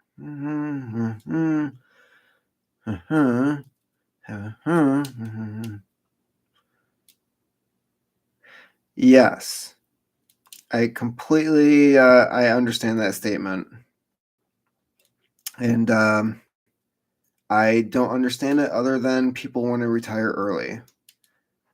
I have an expert ribbon with Mossberg shotgun. I have a really crappy Marlin shotgun, unfortunately. I have an M1200. I love it. That's one thing I need to do is I need to get a better shotgun because I definitely do not like the one that I have. I have it was actually the first gun I ever bought. It's a Marlin home defense short barrel. I don't remember the maker model, but anyways, it's for some reason it likes to jam a lot and it'll like double eject, like the round that's supposed to be going into the barrel will fall out and the spent round goes on the floor and then there's nothing in the barrel, or it doesn't eject the one that you just fired and then that one it tries to feed the other one in and then it just jams and oh my god, it was a nightmare when I took it squirrel hunting.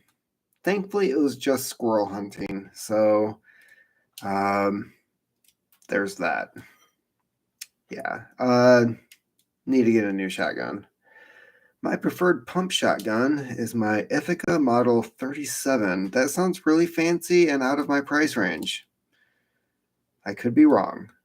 I'm pissed that people allow their...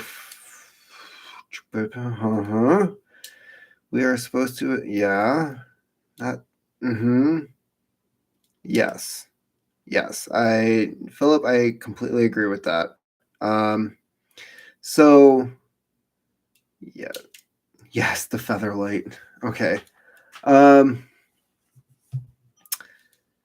so there's a couple comments coming up about people of certain ages receiving certain treatments, and for one, my kids are not going to participate. That's me and the wife have difference of opinion, but at the same time, she's acknowledging something. It's something that can't be undone when it's done. For one, we both had it. Um, there's a possibility the kids might have had it for like a day. Seriously. Um, and that was basically like a cough and a head cold. So as for what's being talked about on here, yeah, that's just total BS. What frightens me is the fact that Australia made it to where minors could consent, and that, unfortunately, that leads to a lot of other things. Like, if they can do that, what else can they consent to? Timber Drifter, $200 used. Hmm.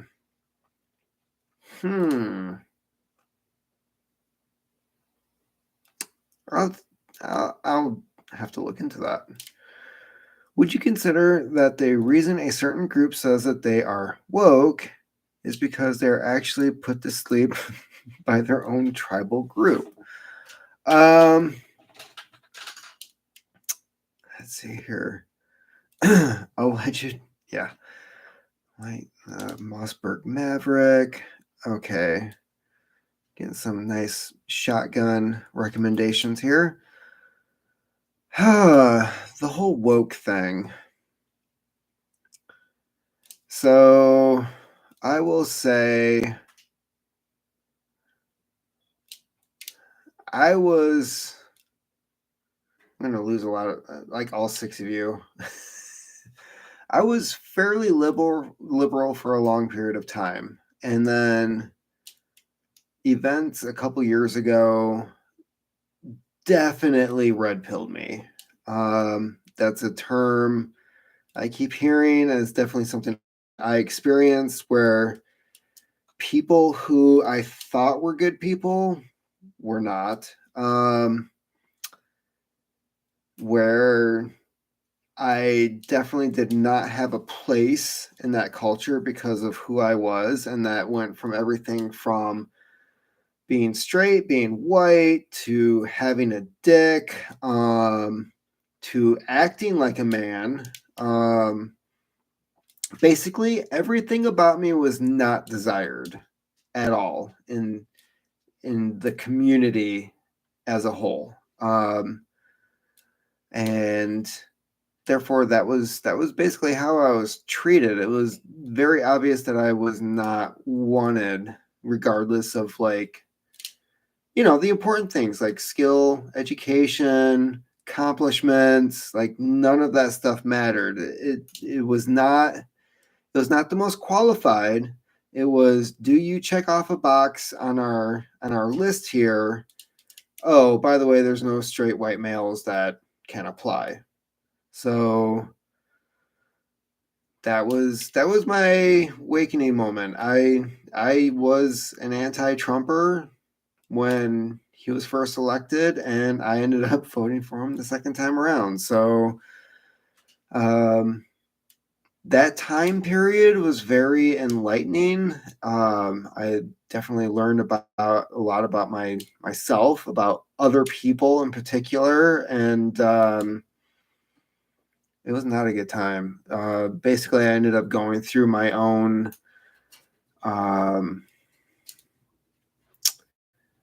what do they call that?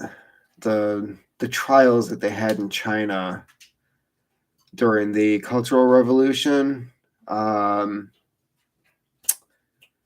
forget what they call that. But anyways, I went through something like that, where it was like comment I had made like 3 years prior were being brought up to HR, and it was like, what are you talking about? And well, this previous employee, oh, you mean hearsay? You're allowing hearsay into this. That's very awesome of you. That's well thought out. That's completely illegal, and you better just shut the hell up. That was the kind of stuff I went through. So whatever happened to that crazy brain surgeon who was running for president and thought he could rehabilitate gay people? That would be Ben Carson, I believe. Yeah, he kind of disappeared. Australia was the last place I thought would cave in. Really personally find it scary considering our history through wars. Did you ever watch Mad Max or The Road Warrior? Apparently they kind of knew what was coming back in the 70s. Lost or was blocked, called stupid by a lot of people I considered friends. Yes. Yep. Yeah. Once you have that moment and you start changing your views on certain things, and you say certain things that they don't like to hear, all of a sudden you are gone. I actually lost like some family to that, so I watched your change happen on your channel, Timber Drifter. That's amazing.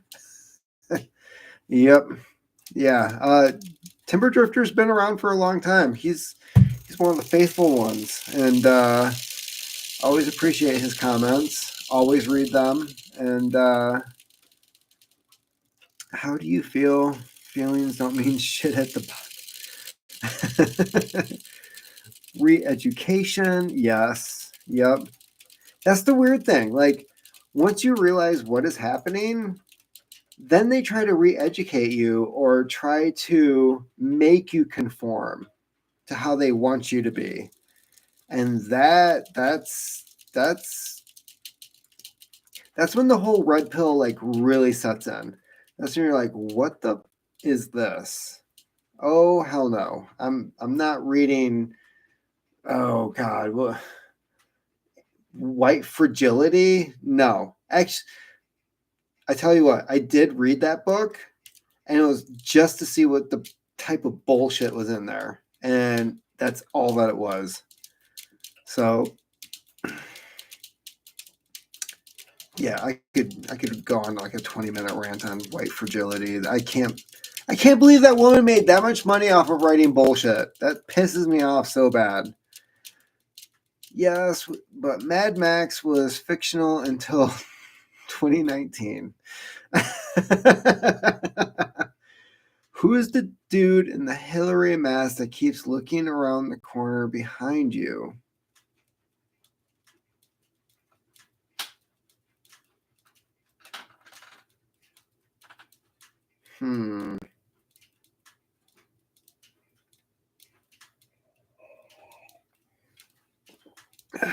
Well, if the camera shuts off and I'm found hanging, you know what happened. I really hope this video uploads afterwards. He has a rope. Oh, well. There you go. I guess I know what's going to happen. Leo, if they go through with this, then you get all my cool war memorabilia. The autographed Alex Jones is up for grabs. I do have some Bernie Madoff business cards that I recently purchased, and first come, first serve. So it was nice knowing you. Honestly, the last couple of years feel Cold War psyop. Yes. Saw those business cards; those were cool. Yeah, they were. I mean, technically, they were Bernie Madoff, but they're actually Mark Madoff, the son. That's a sad story. He was involved, sort of, with the Ponzi scheme. He did a lot of the office work, but didn't deal with the trade aspect of it. So he had no idea that his father was scamming a bunch of people. So when it came out that his father was arrested and that everybody, when he learned what was happening, he ended up committing suicide. And so he was more of a victim of the situation, like everyone else that Bernie scammed. And so I felt like getting the cards was more of like a memory of like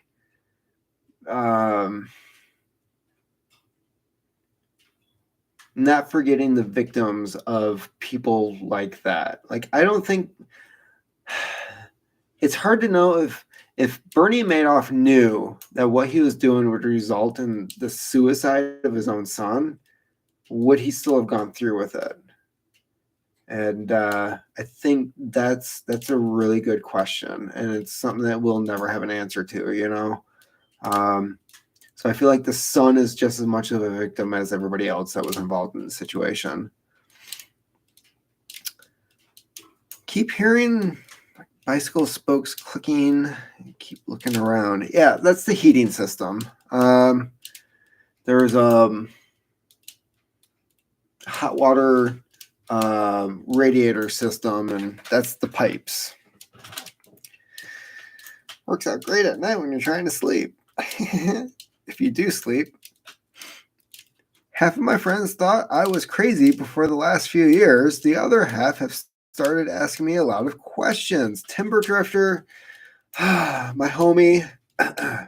Yeah. Isn't it weird being ahead of the curve? Let's see here. Martin, more interested in your chickens? Well, maybe I'll do a chicken video coming up. But yeah, they're not very good housekeepers at the moment, and stuff is thawing around here, and pretty soon a lot of hidden piles of fertilizer are going to be showing up in their coop, and yeah, I'm not looking forward to cleaning that out, so might be a bit. They have some housekeeping to do. Phil, it's the pipes, and yeah, okay. Remember before dude hung himself, there was Hugh Hefner? Oh man, did Hefner die before Epstein?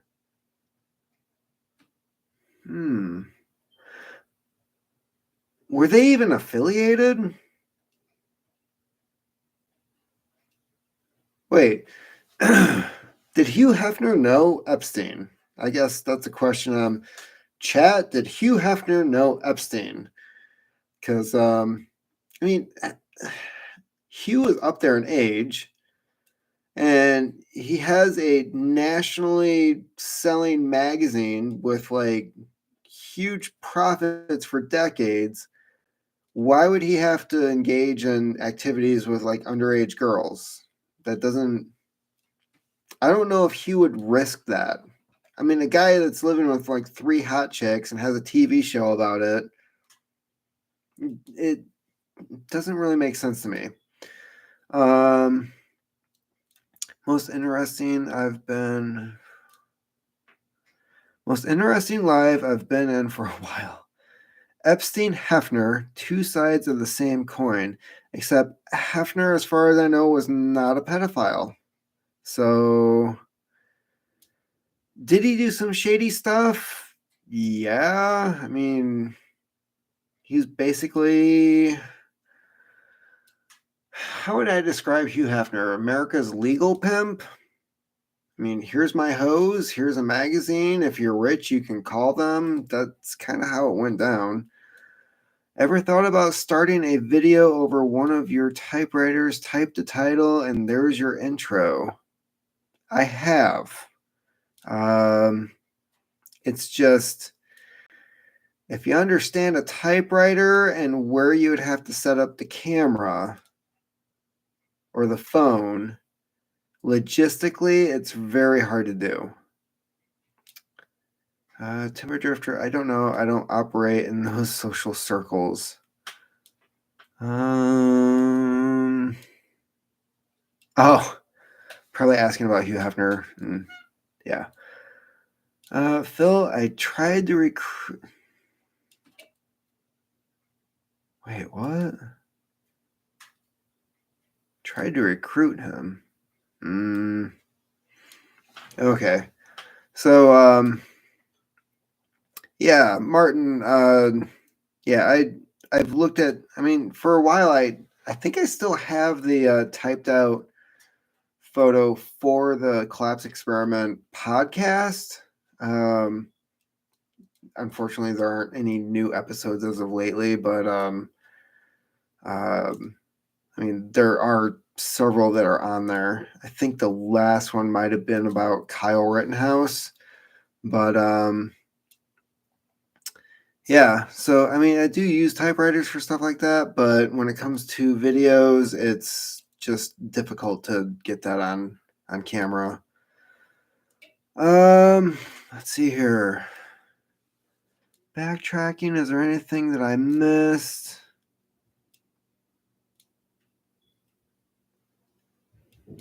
Phil said your live was interesting. Just letting him know I was trying to recruit you. Oh, yeah. Yep. Yeah, Martin, it's just, oh, man.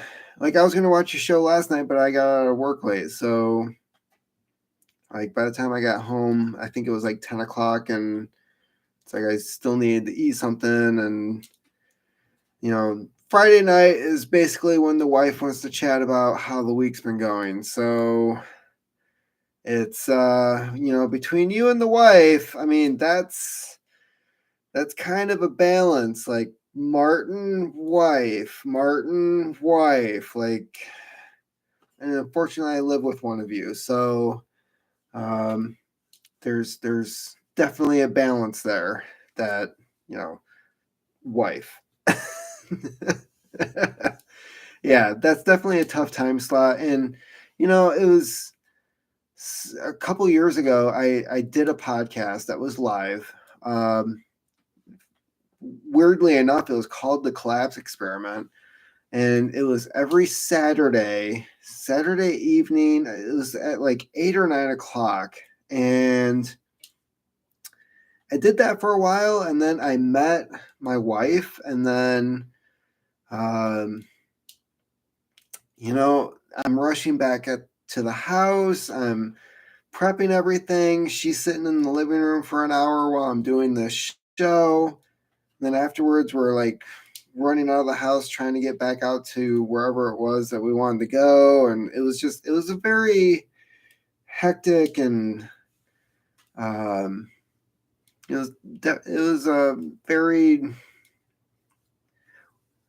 it was fine when I was single. But then when someone else comes into the picture and there's other things that you want to do on a Saturday night, especially when you just met, there's other things you want to do. And doing a podcast is not one of them. So, okay. I noticed I'm the glass of booze. Yes. Yes, you are.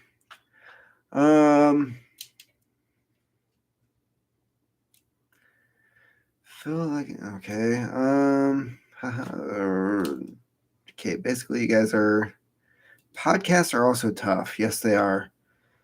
When I was the last video, when is the next live video? Oh, this was kind of spur of the moment. The wife and kids are out of town, and last time I tried to do a live video, I was having trouble with the microphone, and scrapped that and just ended up doing an actual video. So I thought I would try it again because maybe I wouldn't lose my temper and give less of a shit if it turned out to be garbage if I was drinking. Oh my God. Timber Drifter. China versus Taiwan.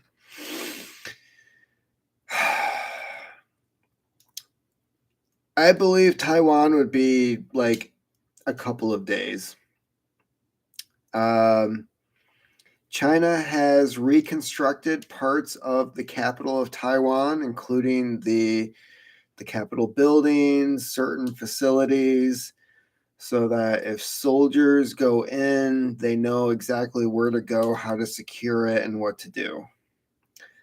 I don't think it'd be a Ukraine situation. I think it would be definitely an air battle. I think it'd be Chinese Marines landing on shore and invading, and I think it'd be a quick securing of the island.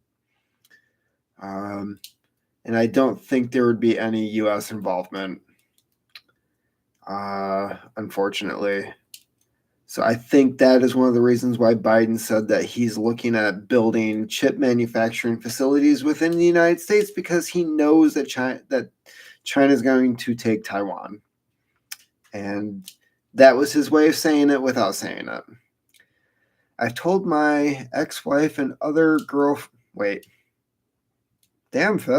ex-wife and other girlfriend.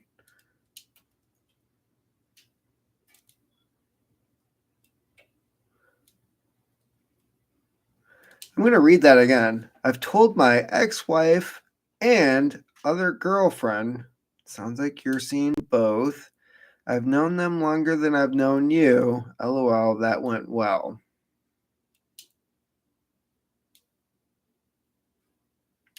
Your audio is sounding just fine, right? Your audio. Yeah. That's what I was thinking. I mean, you guys are interacting, so definitely something's going right here. I don't believe China fires one shot against Taiwan, according to CCP media. Well, I mean, they could just turn off the power and wait for everybody to freaking die. I mean, there is that option. Timber, China versus Taiwan, US, Japan, Korea.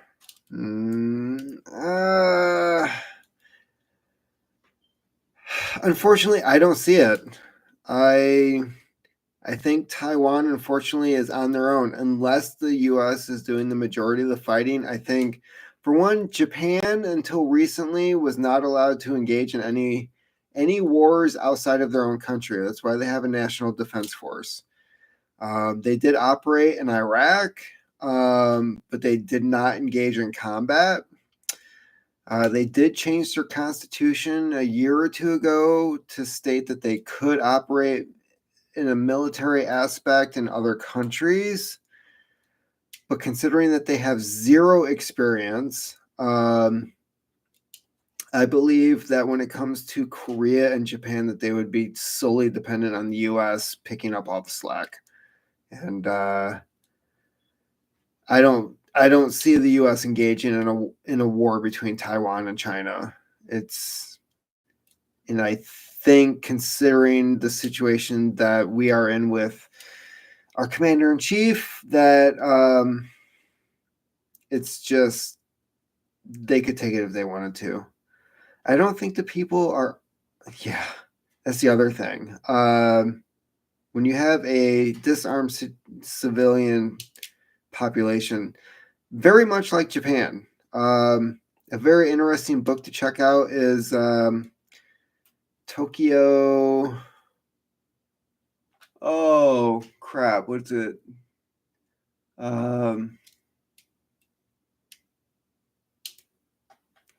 Tokyo Confidential. What the heck is it? It's about the. I'm totally blanking on this. There's a book by a guy from the Midwest that lives in Japan. He ended up working as a reporter in Tokyo Vice. Check out a book called Tokyo Vice. He talks about how even the Yakuza, yes, they own firearms, but because it's illegal to own a firearm, if you even discharge a firearm, it's life in prison. That's without killing somebody. If you discharge a firearm and the police catch you, you go to prison for life. That's how serious it is. You're not allowed to kill somebody who's offended you or wronged you in the mafia with a firearm. Like, if somebody was found shot to death in Japan, it's, that they freaking deserved it. I'll put it that way, because the person doing the crime is risking the fact that they are going to jail for the rest of their life if they are caught. That is how strict the laws are in Japan when it comes to firearms, and that's, no one's allowed to own them there. Does anyone remember the beginning of Planet of the Apes? I think we're living it. Didn't they just find monkeys were fishing with spears? That was a new thing. They're now using tools, and I think they're using dogs for hunting. There's a tribe of monkeys that have like wolves or something that's like working with them in the hunting situation. Too many next on China's list for neighbors not too involved.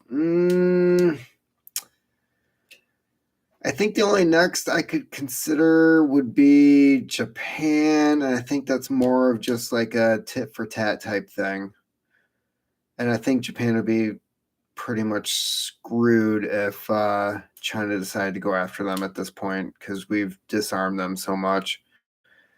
Hey, wait a minute. Didn't Biden say that the top 1% should pay their fair share? But isn't Biden giving Intel a stupid amount of taxpayer money to build their new facility? Well, it depends on how you heard the State of the Union, because what he said was they want to build a $10 billion facility in Ohio. But if Congress passes it's not Build Back Better, what is it? Make America Great Again? Is that the new bill? Anyways, if they sign the new bill, then they'll build a $120 billion facility. So why do they need the bill signed in order to build a $120 billion facility? Probably because it's going to be funded by taxpayers. I think that's what Martin's getting at. So yeah, and as for the top 1%, well, for one, they'll move. I could almost guarantee that. And companies, if you start taxing them at 50%, they're going to freaking leave the US again, and they're going to use their tax havens like Ireland and other places in order to not pay taxes. And yeah, we'll just be right back where we're at. And instead of $30 trillion of national debt, we'll be at $40 trillion. And at that point, I think we should just beat the shit out of whoever is in charge. No ex-wife, then girlfriends. Okay. We have agreements with all, but if Taiwan is first, they're possibly next. We'll be there assuming Biden is out. All I'm saying is that they can do whatever they want as long as Biden is in. And I don't think it's going to matter if Kamala's in either, because somebody will walk into the Oval Office and say, hey, China just invaded India? She'll be like, ah! And we won't know what the fuck that means. And isn't Biden the top 1%? Martin. Taxes don't apply to him. He's the big guy. He gets his 10% of hunters deals. Was that ever taxed? Do we know that? Did he claim that? Anybody? FBI? Bueller? No, he makes $400K, Phil. That's the cutoff. I thought, that's true, Martin. I thought the president made like $500,000 now. I thought that was up to when Obama was in office. I remember the end. God, wait. More stabbing swords in Japan than guns. Yes. I don't know why Phil is swearing at me. It could be at Martin. It's possible. More deaths via teen train suicides. Same as windmills for birds. Go public transit. uh, will you own nothing and be happy? Now Australia is going digi and China owns pay. Wait, what? Just waiting for PayPal China to steal it all. I did not know that. Does eBay know that? Because I buy a lot of shit on eBay, and well, that's good to know. This has been Beyond Interesting. Hope to hear from you guys again. Goodbye for now. Later, Leo. That's his political monetary claim. He's still getting money from. Wait, what? Who? Hunter or Biden? Who's getting money from Ukraine? Because I thought Hunter was taken off of that board or something. Yep, PayPal sold out to China about a year ago. That was around the same time that my account was hacked. Huh. Same family. Well, I get that. Is Biden getting like direct payments from China, or is it going through Hunter still? I guess is my question. Because I really haven't heard anything about that. Although I am interested in reading about that laptop from hell. Seems to be a very interesting book. Something that I'd be stoked to read at some point. I might kill this damn thing before I'm done. Maybe that's the goal. Kill the bottle and then kill the feed. That didn't sound weird at all. Okay. Hunter was just the face. Monies went laundered to Pops. True. There's that money set aside for the big guy. Ooh. Speaking about people paying their fair share, didn't the ex-head of the Fed have to roll back having the IRS monitoring American bank accounts for $600 transactions for lack of tax revenue? Yes and no. How did that change? That was the original idea, and then they changed it to, I want to say it was like 10 grand for the year, which if you pay bills like anybody else, you're going to have $10,000 in transactions in a year. Yes, over at Martin, she put it back to 10,000 and BS again. Yes. So basically, anybody who has a job and pays their bills, and they're monitoring your bank accounts. And for the life of me, except for going back to being poor and having money orders printed, I mean, how do you get out of the system like that, where they're just? It's kind of like living under the German Stasi at this point.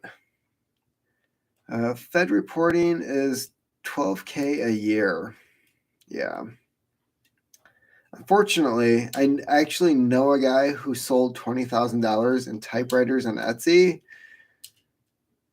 and Dummy didn't report it, so then Etsy reported it because it was over the 12K, and yeah, a lot of his profits ended up going to the Fed. No, that was not me. Better pay your fair share, guys. We must all be in the top 1%. Maybe they meant top 1% versus third world countries. Well, technically, everyone in the U.S. is the top 1%, even though we're 4.7% of the world's population. That math does not add up. California reporting is that you make a single multiple sales that hits $300 a year in California once there's $300? a year. Starting to feel that way, Stasi. Yeah. If you want to know what that was like, check out a movie called Other People's Lives. It is a foreign film. It is German, but it really documents well what was going on before the wall fell. And fascinating film. And it involves a guy who works for the Stasi who is monitoring the activities of a guy who's a playwright. But of course, his plays tend to have like a political theme to him, so he's kind of an enemy of the state, but he's like borderline. And the guy who's spying on him ends up getting emotionally involved in the situation. Like he ends up liking these people, and he tries to protect them at certain points. And fascinating film. It's definitely worth watching. And it has typewriters. What do you predict will happen with the U.S. Freedom Convoy, and how long before it's called an insurrection from within their trucks? I think that's one of the reasons why we have so much coverage going on with Ukraine. The amount of coverage that the Canadian truckers had was insane. And the amount of backing they had, not just from the Canadian public, but from America, Europe, other several different parts of the world who were saying that, they were standing behind the Canadian truckers. Now that it's happening here in the US and there's zero media coverage for it, only goes to show that it's something that they fear. It's something that when they do cover it, it's not going to be good. There's also speculation that, for one, Washington's really good on covering protests when it comes to public safety. So there's a good chance they're not even going to get into the Capitol. And if they're blocking anything outside of it, it'd be state police that are probably called in. So there's a lot of ifs, ands, or buts as to how that's going to play out. Personally, I think it might have been better if truckers were going to state capitals and just surrounding the state capital and engaging in the honking. But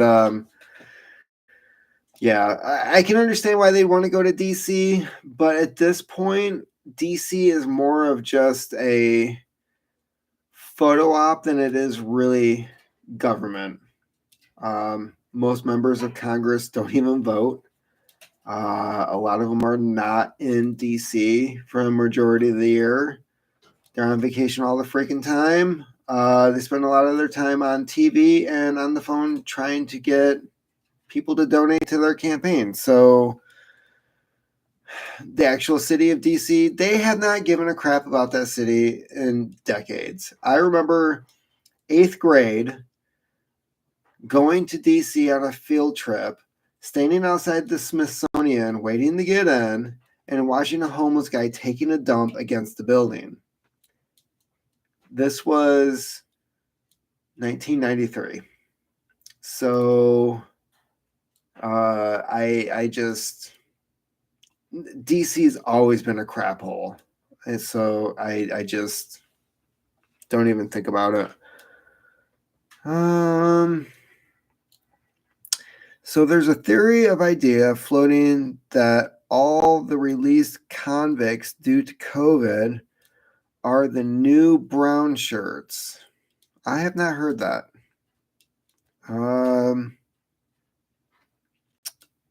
Yeah, I don't know anything about that, and that's a story. We're in 2022, and a lot of those convicts were released in 2020, so I don't know about that.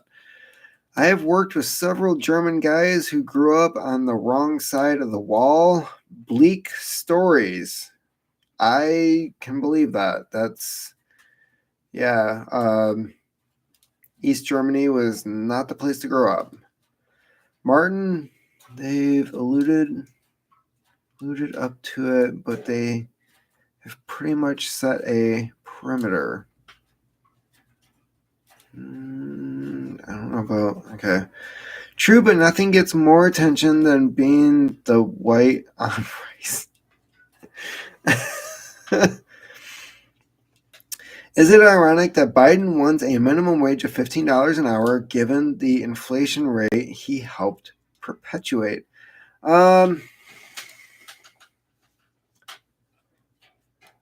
I feel like minimum wage is a very interesting yet complicated topic because minimum wage does not increase inflation. The printing of money increases inflation. In the last 3 years, we've printed more money than we have since the start of the country. So the fact that we're seeing rising prices doesn't have to do with the minimum wage. It has to do with how much money the government's printing. The fact that minimum wage has not kept up with the rate of inflation since the 70s is why we have more people in poverty than we did since the 80s. Like the 80s were a good time where if you could do coke and work a lot of hours, you can make a lot more money, therefore go up in tax brackets. And we had more millionaires in the 80s, but we also had more poor people in the 80s. So it was kind of a give-take situation. And then things just kind of got worse throughout the 90s and 2000s. And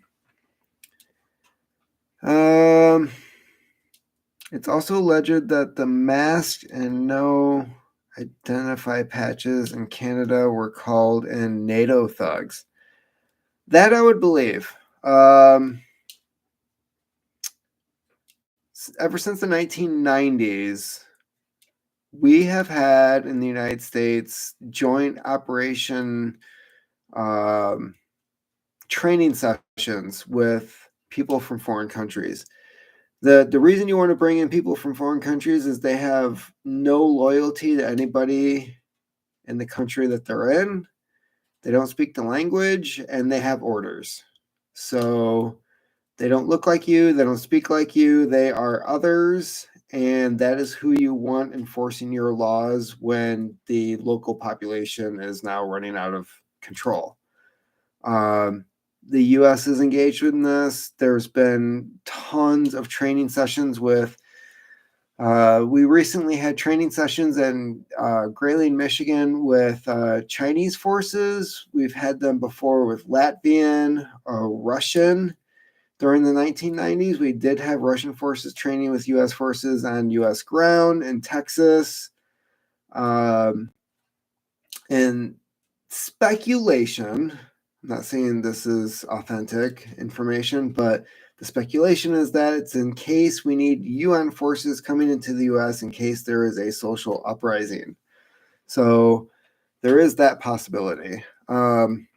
And I would not be surprised if the unidentified people who were arresting the truckers in Canada were NATO or UN in particular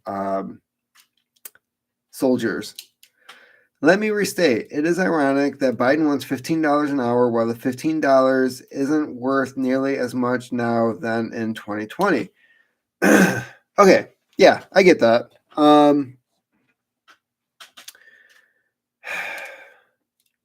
It's weird because the other day at work, so I get about $15 an hour for the job that I do currently. And it's part-time. It's not the easiest work. I mean, it's not 8 hours of what I do, but considering the work that I do, you really couldn't do it full-time unless you're on meth. So during a conversation with my boss, she made a comment that, well, it is a $15 an hour job. And the way that she said it meant that it was a low paying job. I started working when the minimum wage was $4.15 an hour. And I was a bagger at a grocery store. I was in high school.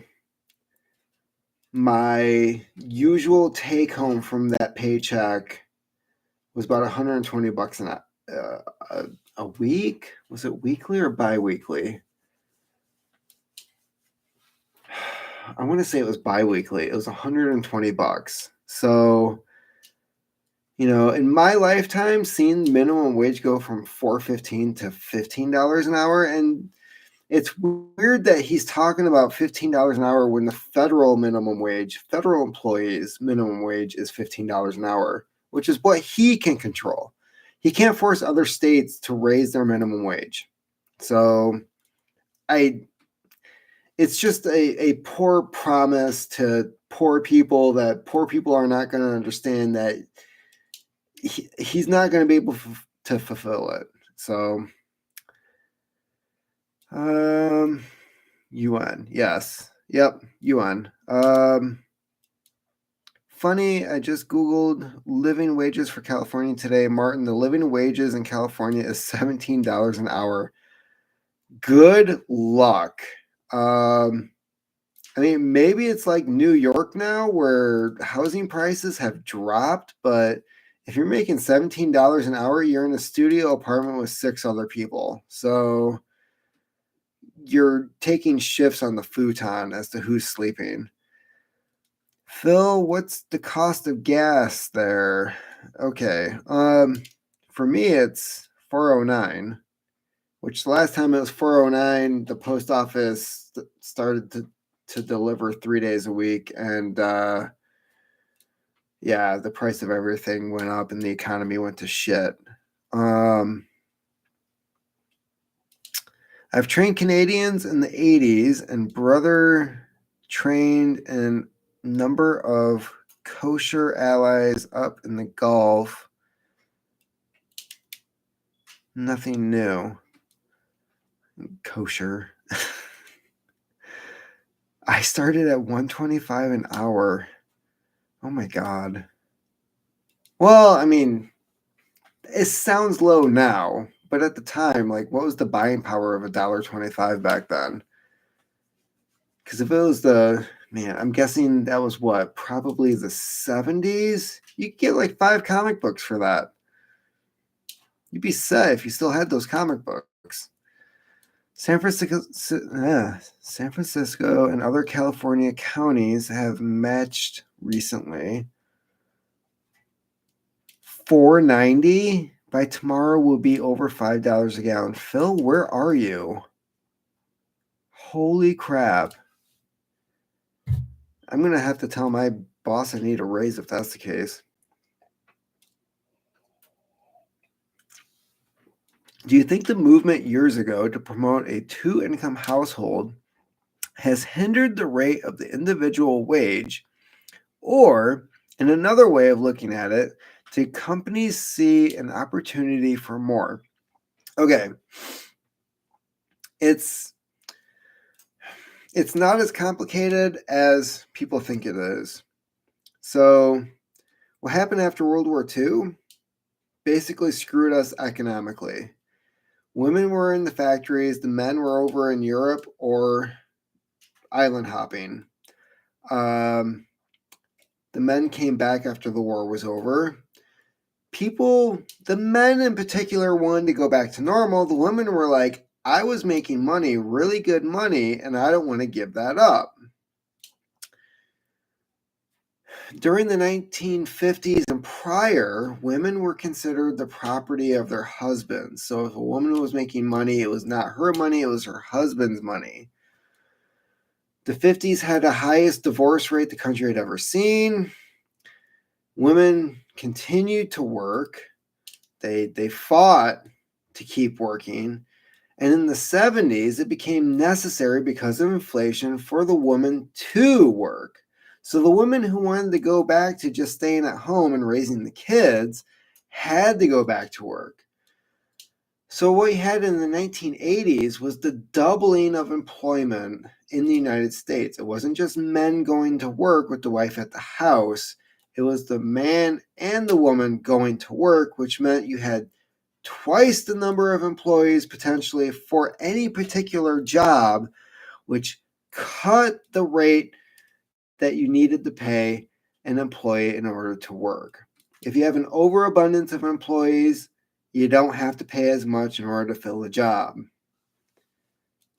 That's the shit that happened. And then the feds came in during Reagan administration and said, yeah, these married households, we're going to tax the shit out of them.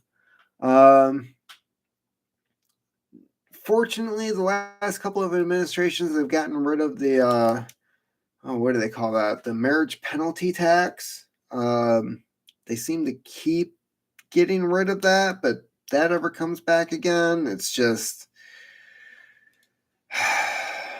I'm not looking forward to that.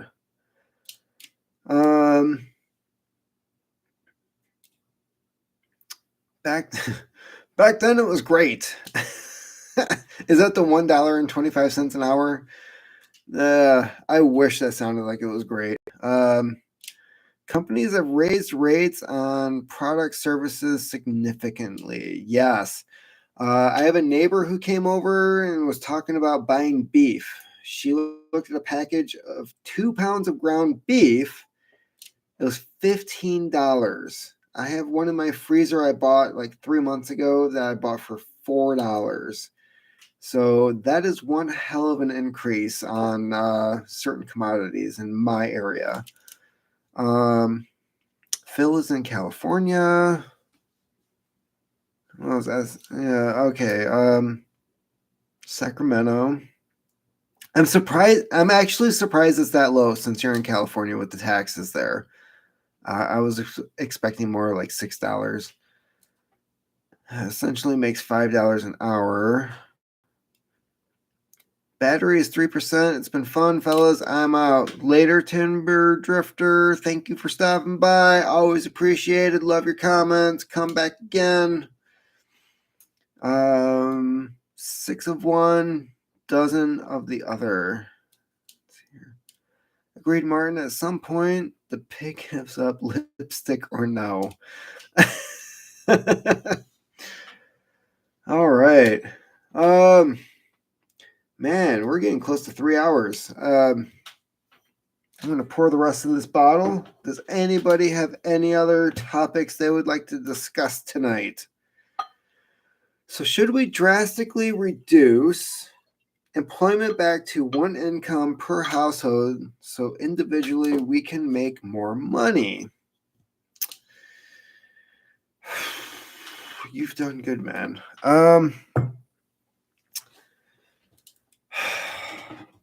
That is where the politicians will argue two different things. It's almost like the one child rule. So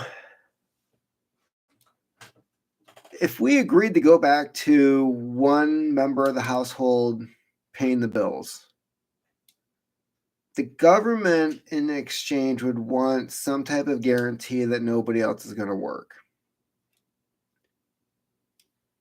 And which, again, doesn't make any sense, but if you are limiting the number of people who work, that means they have to be paid more because you now have a commodity that is rare, more rare than it was before. You just cut it in half.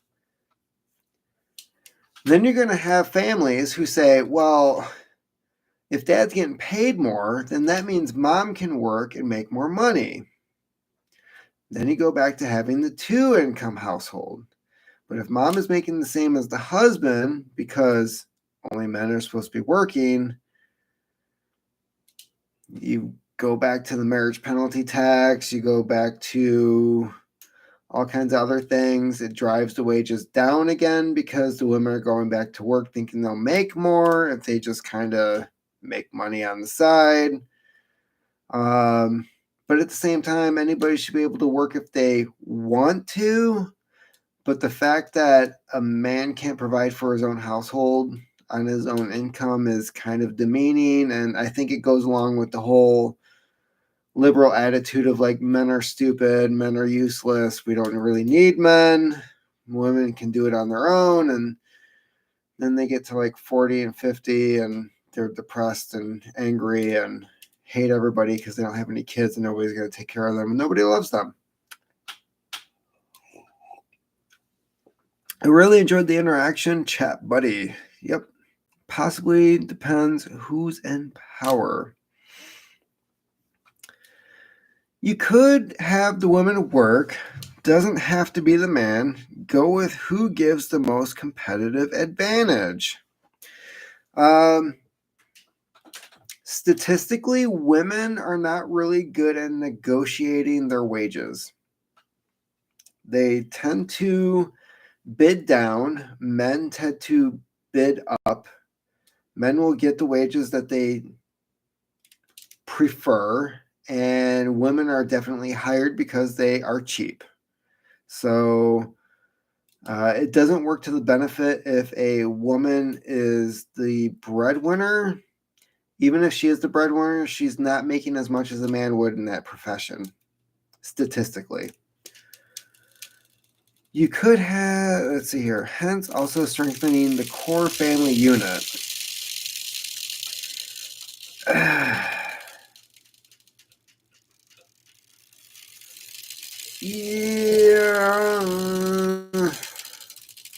I think there's a lot more going on with the core family unit than just work. I think it's several different factors. I think it's television. I think it's the internet. I think it's pop culture, education. I graduated in the late 90s, and I remember coming home with hours of homework. During high school, was not interacting with my parents all that much. Social norms. There's just a lot going on where you, even if it's just one family member who's working primarily,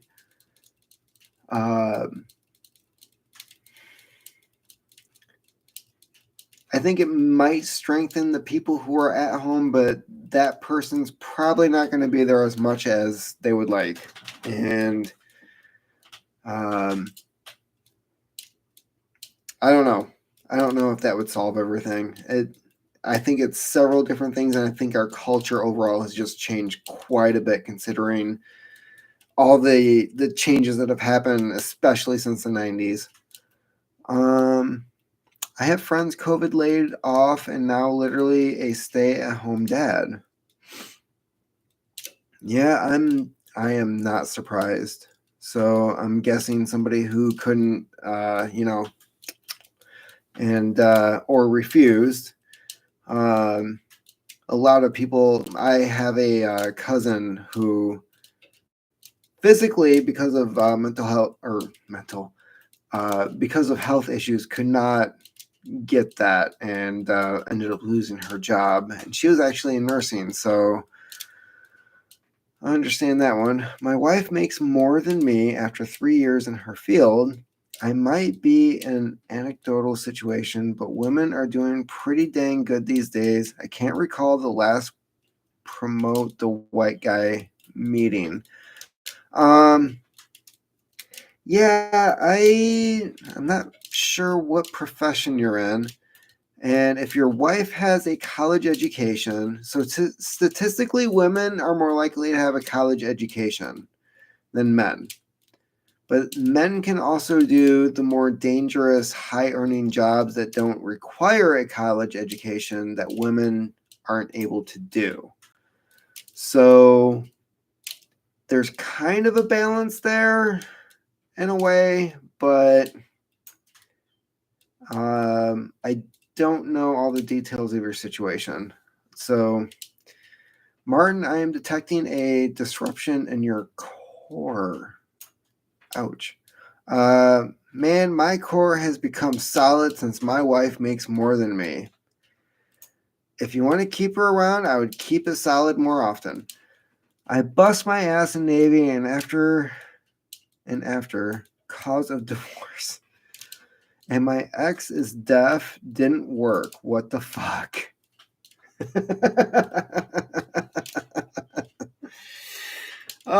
Yep. I was in a similar situation. Affirmative action, Martin, deemed wrong in California years ago, but making a comeback. Is that the law where? I believe that was the one about discrimination. They wanted to get rid of the anti-discrimination laws, which meant that they could discriminate against white people, which is what they wanted. Yeah, I remember that. I totally remember that. But as for, bust my ass in the Navy and after cause of divorce.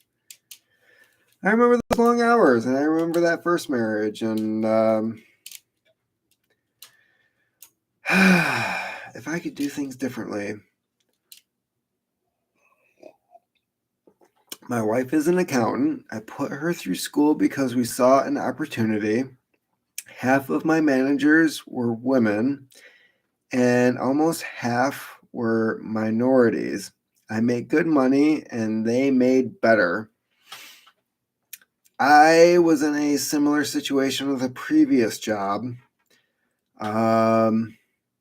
which I promptly left when we moved up here, and it was not a good situation. I hope you get along with your coworkers, but for me, it was becoming a very hostile work environment, and the sooner I could get out of there, the better. I was making really good money. I had some of the best health insurance that you could have in the state through that employer. But they definitely had an agenda, and it really came out with COVID. There was one Skype meeting. Do you remember those? The Skype meetings? You're all at home, but you're all working. There was one Skype meeting in particular where it was just after the George Floyd riots had started, and they were starting a new committee in certain seats. These were seats for employees to fill. There were certain seats that were deemed only for minorities and people of color. So it was like women and preferably they had a tan. So, which right away I'm thinking, I'm like, well, for one, that's illegal because that goes against the anti-discrimination laws. And at one point they said that if they didn't have anybody apply for them who fit that other people could apply, which I thought was kind of bullshit. So anyways, that's the kind of stuff that was going on just before I left there. Basically reverse discrimination. Yep. My wife, let's see here, 22 years old, overqualified for everything. Go Postal Martin. What?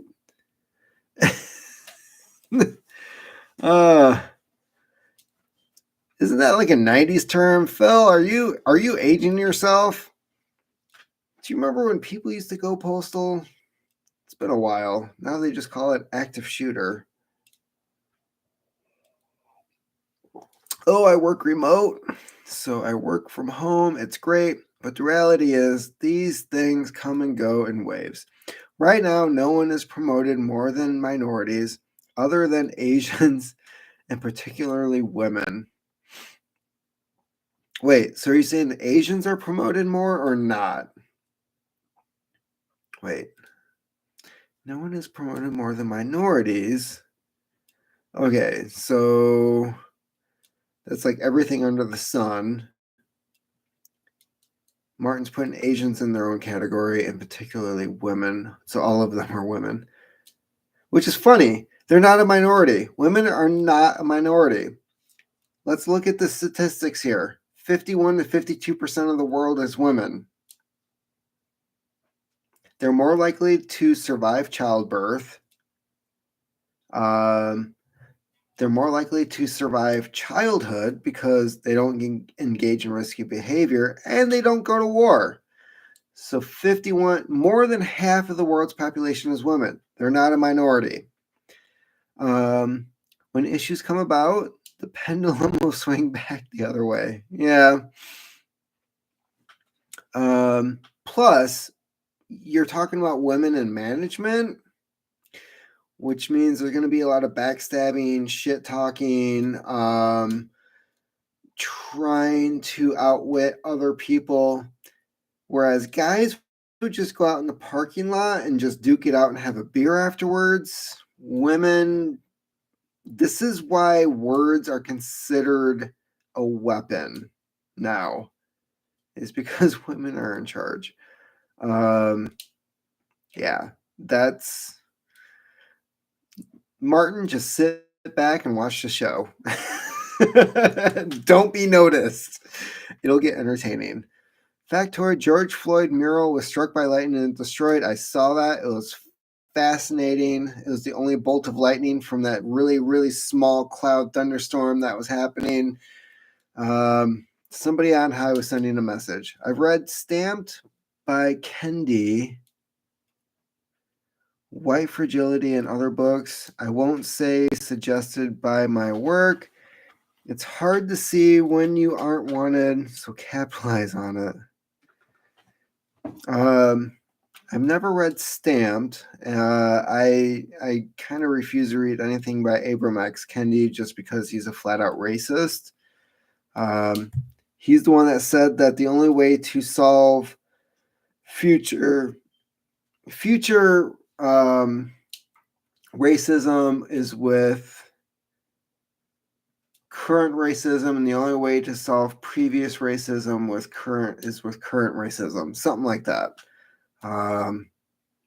So basically, he's saying that we need to be racist against white people because white people are racist against other people before. He wants to engage in the same activity that he's bitching about. So he can just go F himself. And I hope he goes to the wayside and people stop listening to that guy. Asians are not promoted as much as other minorities because they're white. That's how they view them. They get better grades. They tend to go to better schools.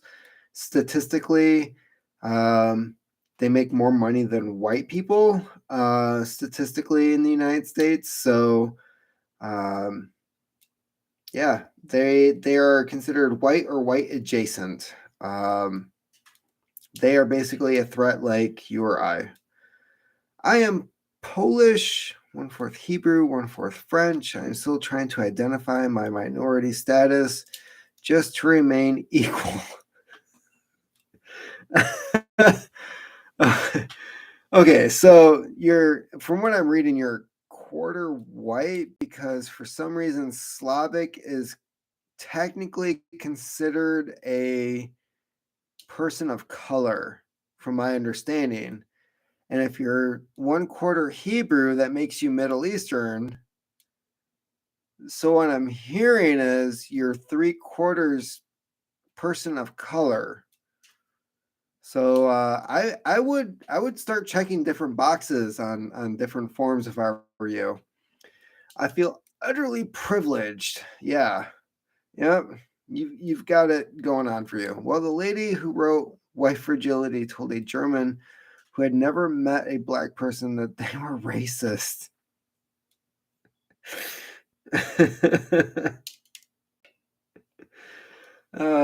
Yeah, that D'Angelo chick, she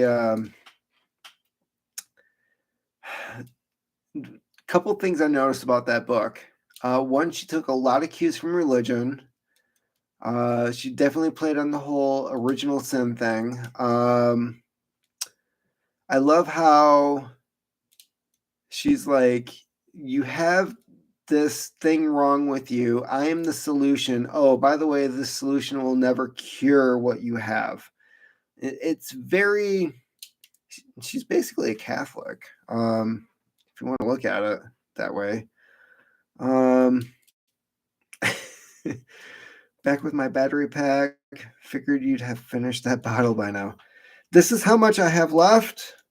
I've had a lot to say, so I haven't been drinking as much.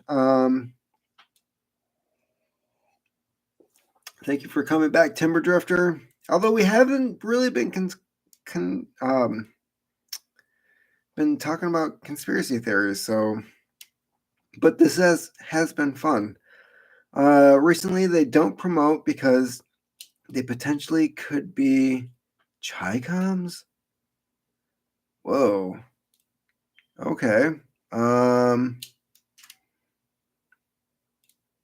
That's, there's I don't know what to say about that one.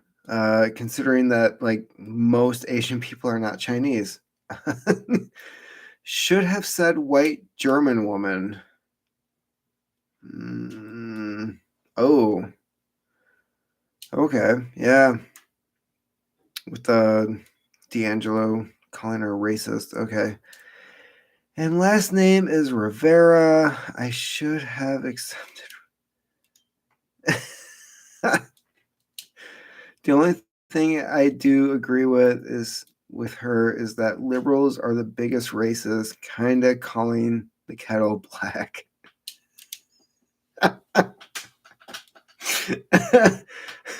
Well, black people can't find the DMV or the Secretary of State, so we have to protect their right to vote because black people are just driving around without driver's licenses.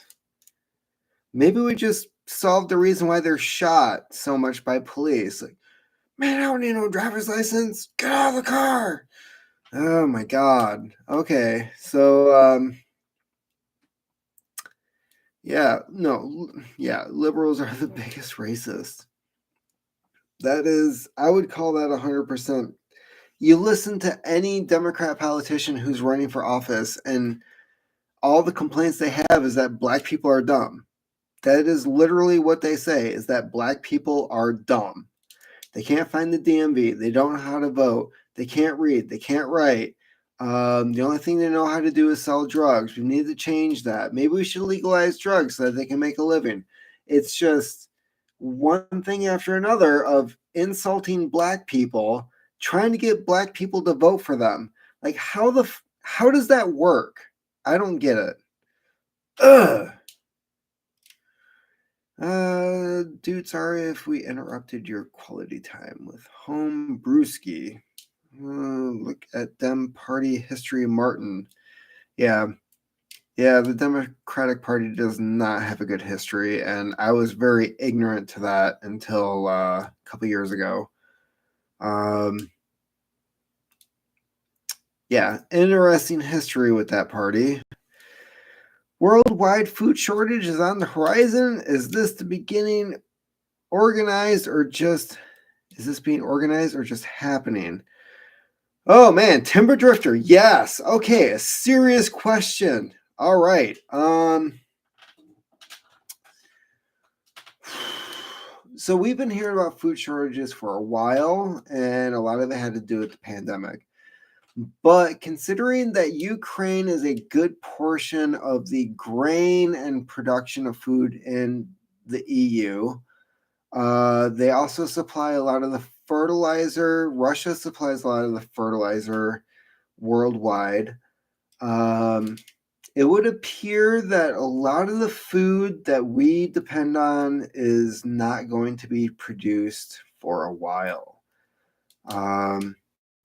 This means that we, as in the people in this chat, the four of you out there, should be picking up seeds, learning how to grow stuff, whether it's in containers on a patio or you're digging up your backyard. anything to supplement the food that you already have. If you don't have a pantry, if you don't have food in storage, I would suggest going out and getting things that you like at a reasonable price and stocking up on it.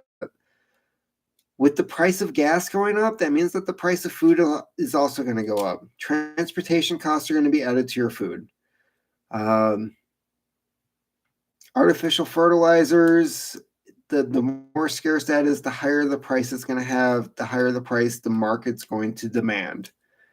So Timber Drifter is definitely onto something here. And the situation in Ukraine and with Russia, I just heard Moldova and a few other countries shut off any exportation of grain in their countries, and several other countries did that last year due to COVID.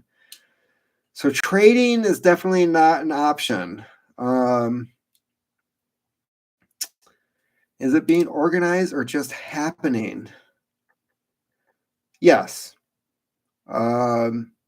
I think the situation has presented itself and other people are going to take advantage of it.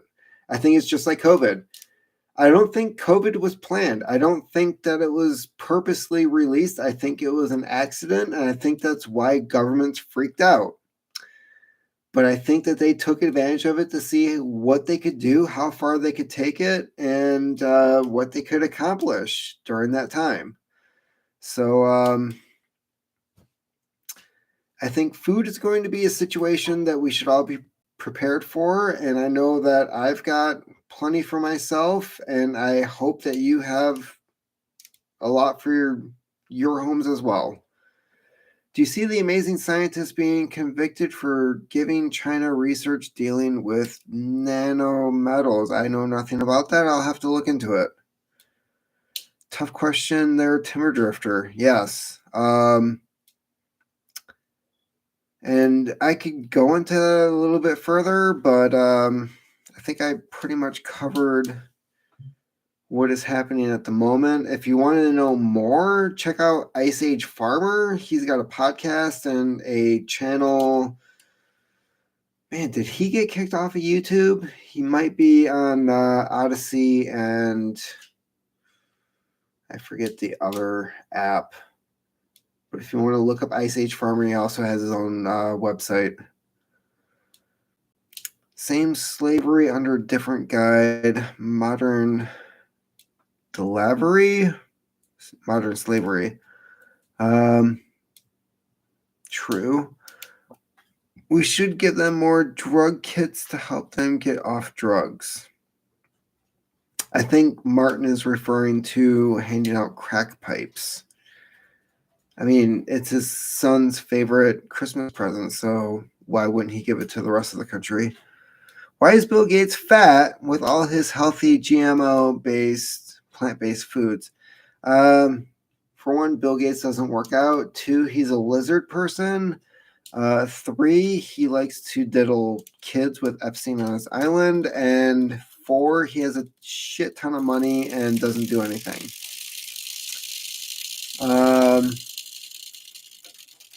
Fertilizer or 2 very distinct applications aside from crops.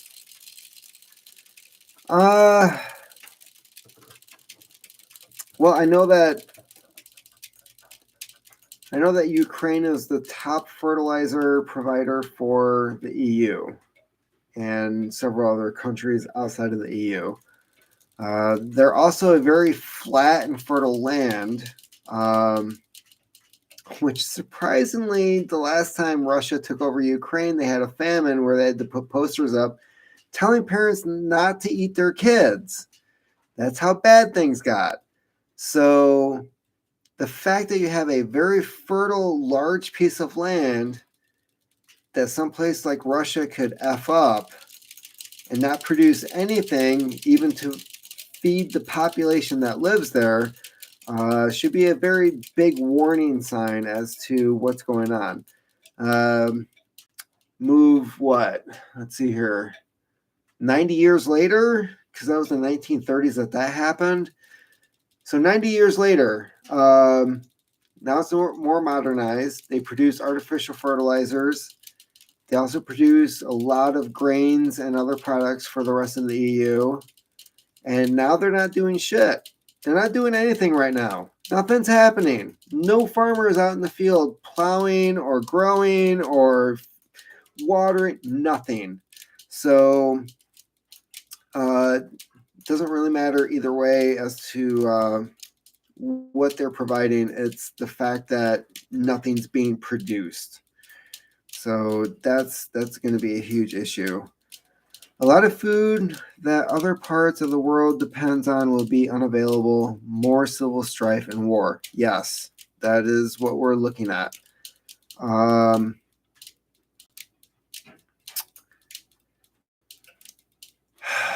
I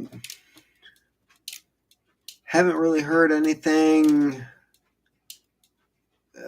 outside of... I haven't been listening to Ice Age Farmer lately, unfortunately. But I do know that there's still shortages everywhere. I know that food prices are going up, especially where I live. I basically have to shop at the Amish discount store these days in order to bring enough food home to store away and eat in the meantime. And whenever I find a good deal, I definitely stock up on it. So things are getting tough, and you see the gas prices going up. Everything else is going up as well. Just keep that in mind. Let's see here.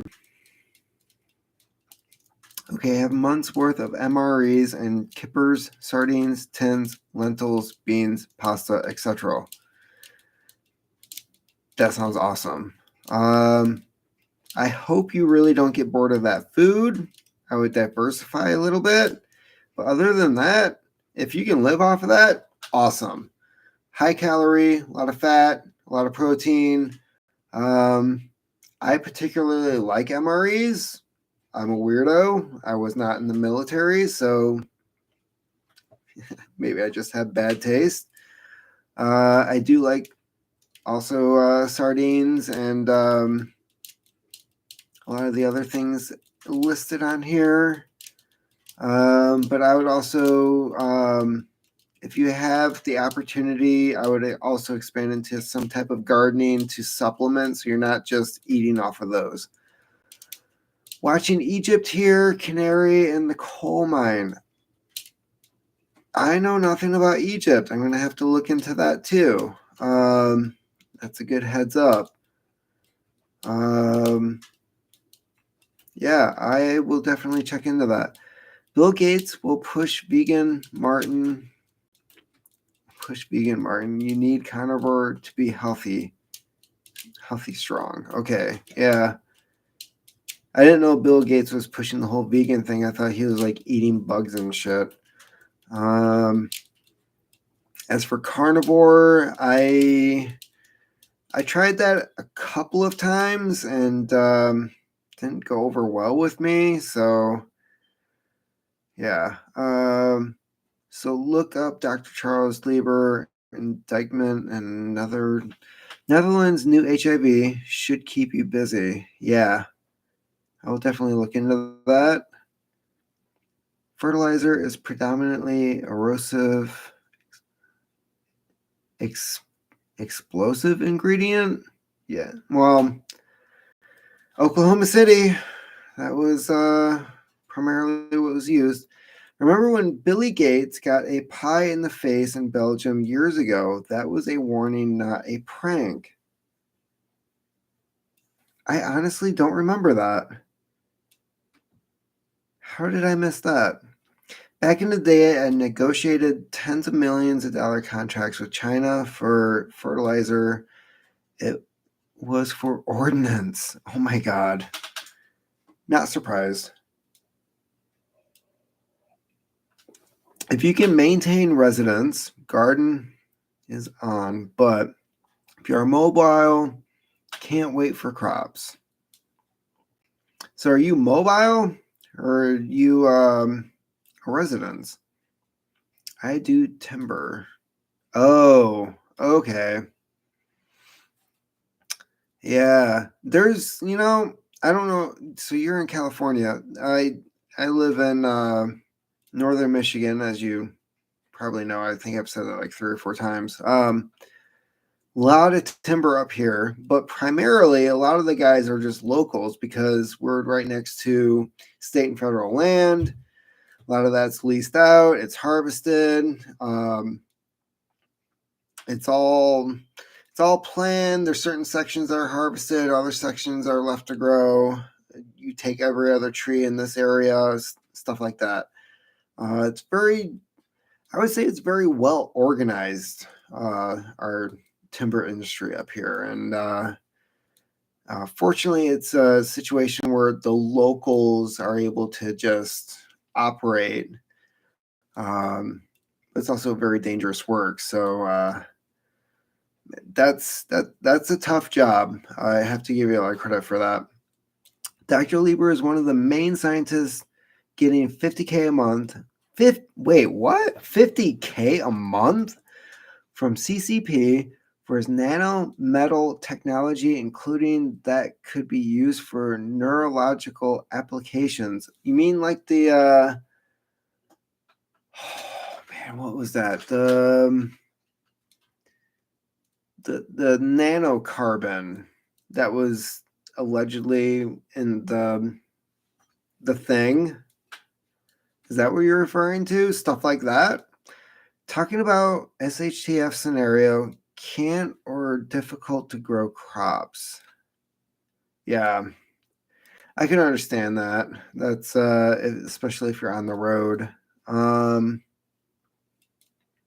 Yeah, I guess the only really good option there is either knowing where you're going ahead of time, or I mean, growing stuff isn't going to be an option, but definitely trading.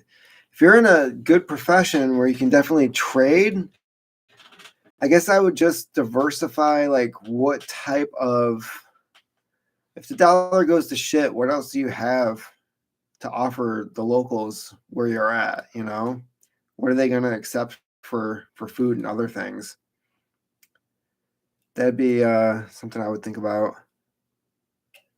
Conspiracy. If Elon Musk must make someone walk with a Neuralink, then a person can also take away the ability, or worse. What are the implications of such technology? I really don't think, and this is my opinion, we should really be tinkering with that. There's too much. There's too many scenarios where that can be abused. I don't see the benefit in doing something like Neuralink. That's definitely going to be a permanent situation. I've seen how they do it. The wires going in certain parts of the brain to stimulate certain neurons. I understand it for things like if you are a paraplegic, you haven't walked in 10 years, and then they're able to reconnect your brain to your legs. That connection is reset. I can understand doing something like that. I don't get it when people are like, oh, well, you could be like Neo in the Matrix. Why? Like, because the big red flag should be when Cypher is disconnecting people while they're in the Matrix and they freaking die. No, not like that. Not like this. Ugh. That should be no. I don't. Not for me. I hear you, Phil. Phil, you going mobile if things get hot, heading for the mountains. That's I fortunately I think I'm at where I need to be if things go south or get hot. And I'm pretty fortunate for that. Conspiracy, metaverse. The moment we get left behind or left alone, what are the implications with this push? I, at the moment, don't see the metaverse going anywhere. They just fired a shit ton of their staff. It doesn't seem to be picking up as well as they thought. It's weird that Facebook decided to capitalize on that term. A lot of people are pissed about that. And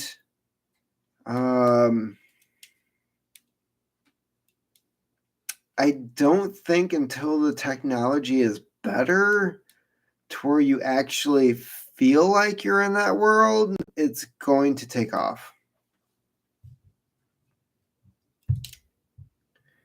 And I would say learn to dehydrate foods, but dehydrator stock up. Buy dehydrator, stock up. If you need it, takes no space and lightweight. Otherwise, you simply have long shelf life foods. You can also turn your car into a dehydrator. That's come up in several different books that I've read. Especially during the summer, you just leave your windows cracked open so that any of the water in the food that you're dehydrating can get out. Elon Musk has already blown Meta out of the water. Not really sure how to take that. Yeah, Elon Musk is doing quite a bit. He seems to be the only person that's really actually doing something in Ukraine, but I'm having a really hard time with the whole Ukraine-Russia situation because I feel like there's really no innocent sides on that. It sounds like Ukraine's been doing some stuff and we've been doing some stuff over there, and I'm glad that Elon Musk is providing Starlink so that we kind of get an idea as to what's happening, but all of the propaganda and fake media garbage that's coming out of it is not helping the situation. It is unusual that we are seeing a rash of arrests due to sexual assault and pedo within the tech community and media. Yeah. Holy crap, CNN. What's going on there? Should we just say that Alex Jones was right again? Maybe. Wasn't he talking about this? Like the interdimensional lizard people, pedophiles, sex demons, you know, that whole thing. That's true. Never thought of it aside from cooking on manifold. You can certainly dehydrate tobacco in a hot car. Only way to dry out full Virginia flake properly. Timber drifter, you are a true connoisseur.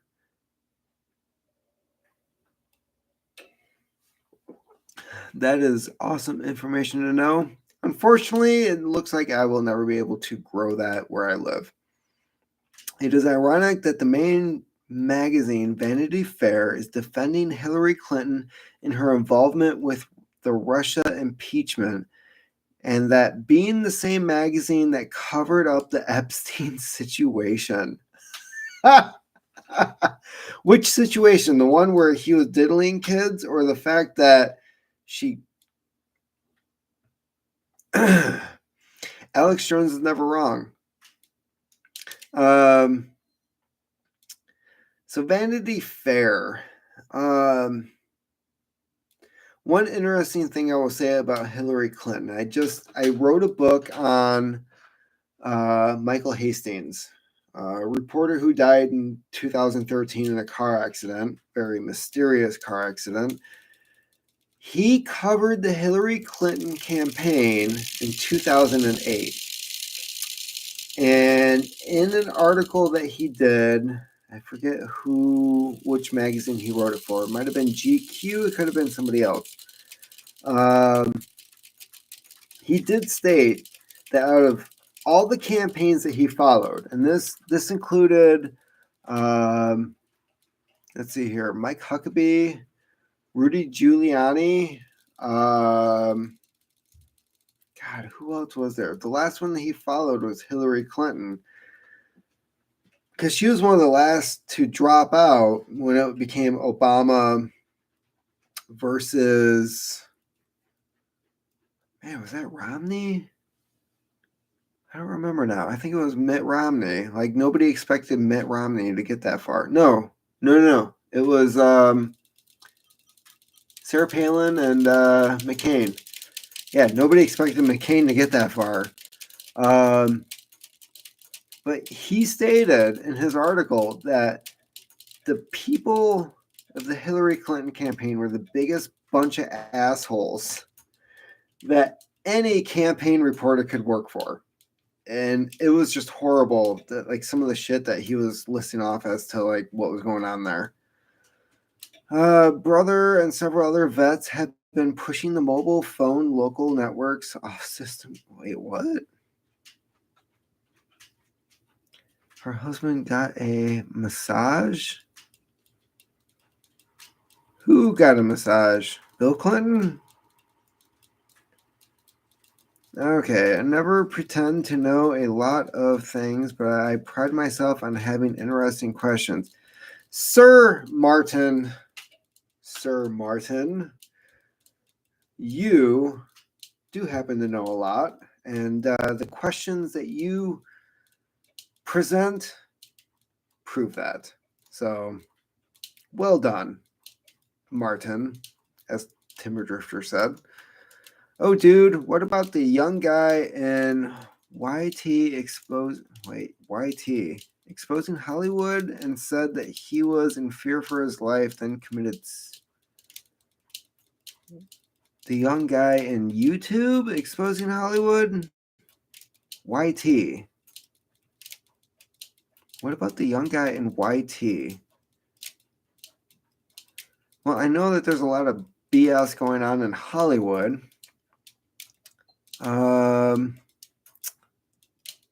I'm not familiar with this guy. I might be. Maybe if I had a little bit more information, I would know what you're referring to. So, I'm not critical, Martin. You triggered thoughts. Martin triggers a lot of things. Usually it's buying sprees on obscure websites that happen to have good stuff. Thanks, guys. It's appreciated. I will never mention this to the wife. That's good. Yeah. You want to keep certain secrets from the wife. Mostly how awesome you are, and then she can realize it on her own, and then she really appreciates it. Inconvenient people often seem to commit suicide in strange ways. Oh, Timber Drifter, how many could we list? Let's see here. Aaron Schwartz, Michael Hastings, that was not deemed a suicide, but a lot of people refer to it as a suicide. Oh man, you've got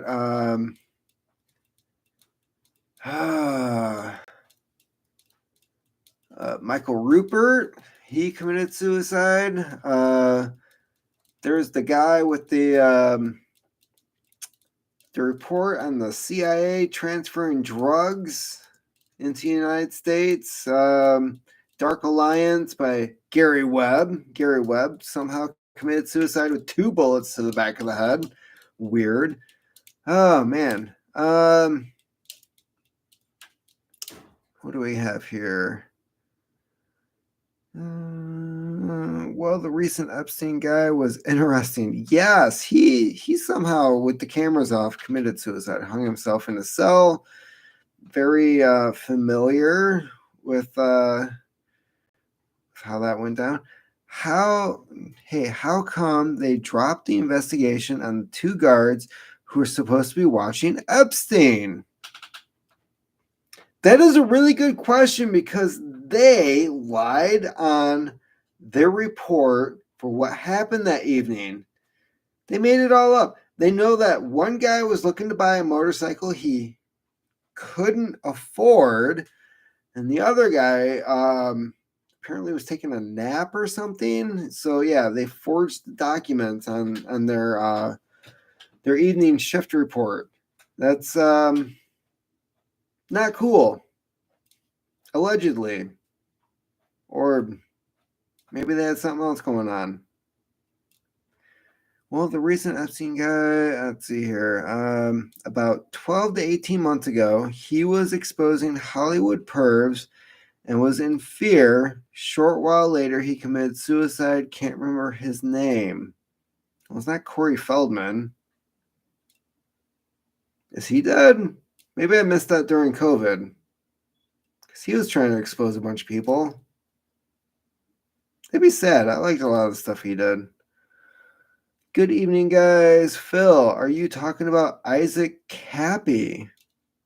I'm going to have to look into this guy. Holy crap. Yeah, I would not be surprised.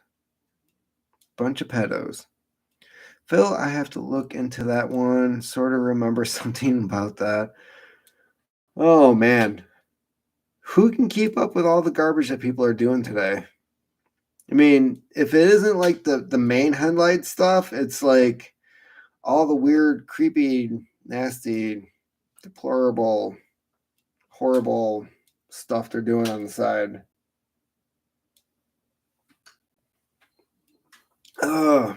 This is empty. So Isaac Cappy, I think maybe we should leave off with that. We're at over 3.5 hours. This is like a Joe Rogan experience. How awesome was that? So thank you for the fun experience, talking about some conspiracies and a hell of a lot of other things. And from personal experience and being incarcerated for, if you're on protection or suicide watch, guards don't even give you time to sleep. Wow. Okay. That's not on par with like isolation, or what do they call that? Solitary confinement?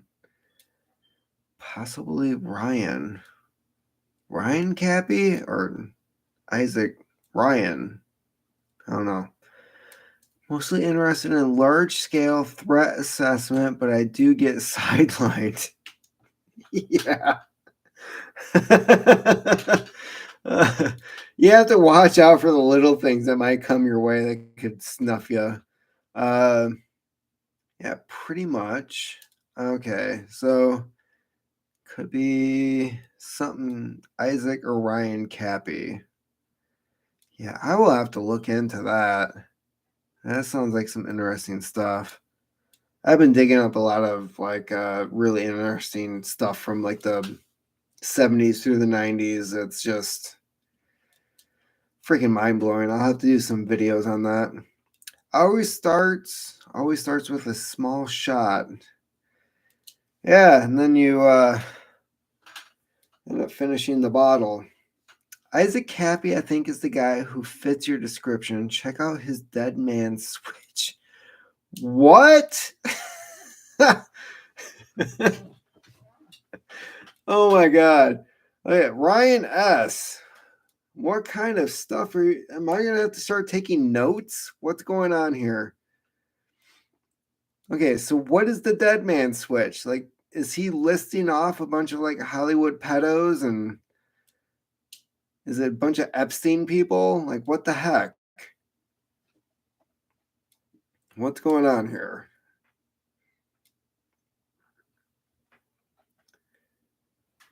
You may be correct, Ryan. You got it. Oh, I get it now. Okay. I know who Phil is referring to now. All right, guys. Fun times ahead. Be vigilant and go outside. Yeah, it's middle of the night now. How long will Epstein's widow last?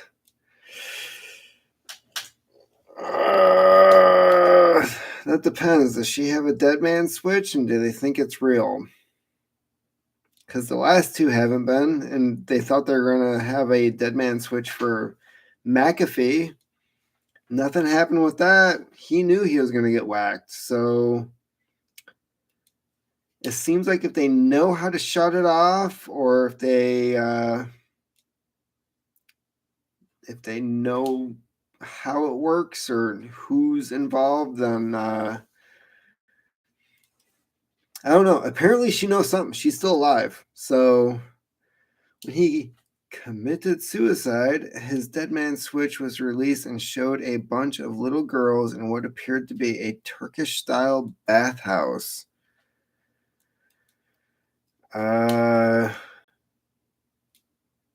Brother Martin, which weirdo?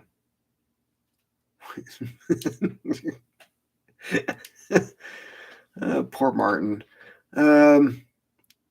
Okay, so a bunch of little girls appear to be in a Turkish-style bathhouse. Is that a picture that can actually be like online, or is it like illegal to view? If you know what I mean. YouTube and other sites have been scrubbing the whole lot of videos for the last 2 years. Oh man.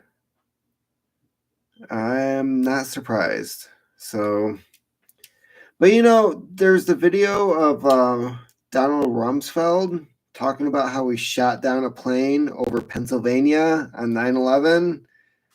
That one hasn't disappeared. So I'm not surprised if there's videos that keep reappearing. It was a video, and no, they were clothed, just disgusting. So it was like, oh, what is that? Cuties? God. Oh, what is wrong with society? Hopefully it's not as bad as cuties. Here's a topic for next time: the rapture. Yeah, I could talk about that. I grew up Catholic, but I spent time in other religions, so I know a bit about that. Be vigilant and be ready. Any other topics for next time when I'm able to do this? I'll start writing them down if I can. Okay, so we've got the rapture. I know Martin wanted to discuss the Sasquatch, but didn't really dive into that one all that much. Did talk about a couple good documentaries. Nothing else. I see 3 of you are still out there, so I'm slurring my words, starting to talk like Joe Biden. True now, I'm a shaman impression. I hope to catch the next one. This seems to have been a great live. Just look up the HIV Netherlands and Dr. Charles Lieber. I definitely need a pen. What the? Come on, where are you? All right. I'll be able to remember that. Freaking vid of Kane in Ukraine detailing USSR invasion prior to the Trump presidency. Well, for one, the USSR didn't exist. Freaking video of McCain in Ukraine. What? Was he talking about like the reemergence of the USSR? That one actually really doesn't surprise me. McCain was a pretty smart guy. Except for the whole Sarah Palin thing. All right. Well, it's been a night. You guys all don't do anything I wouldn't do. Keep on typing.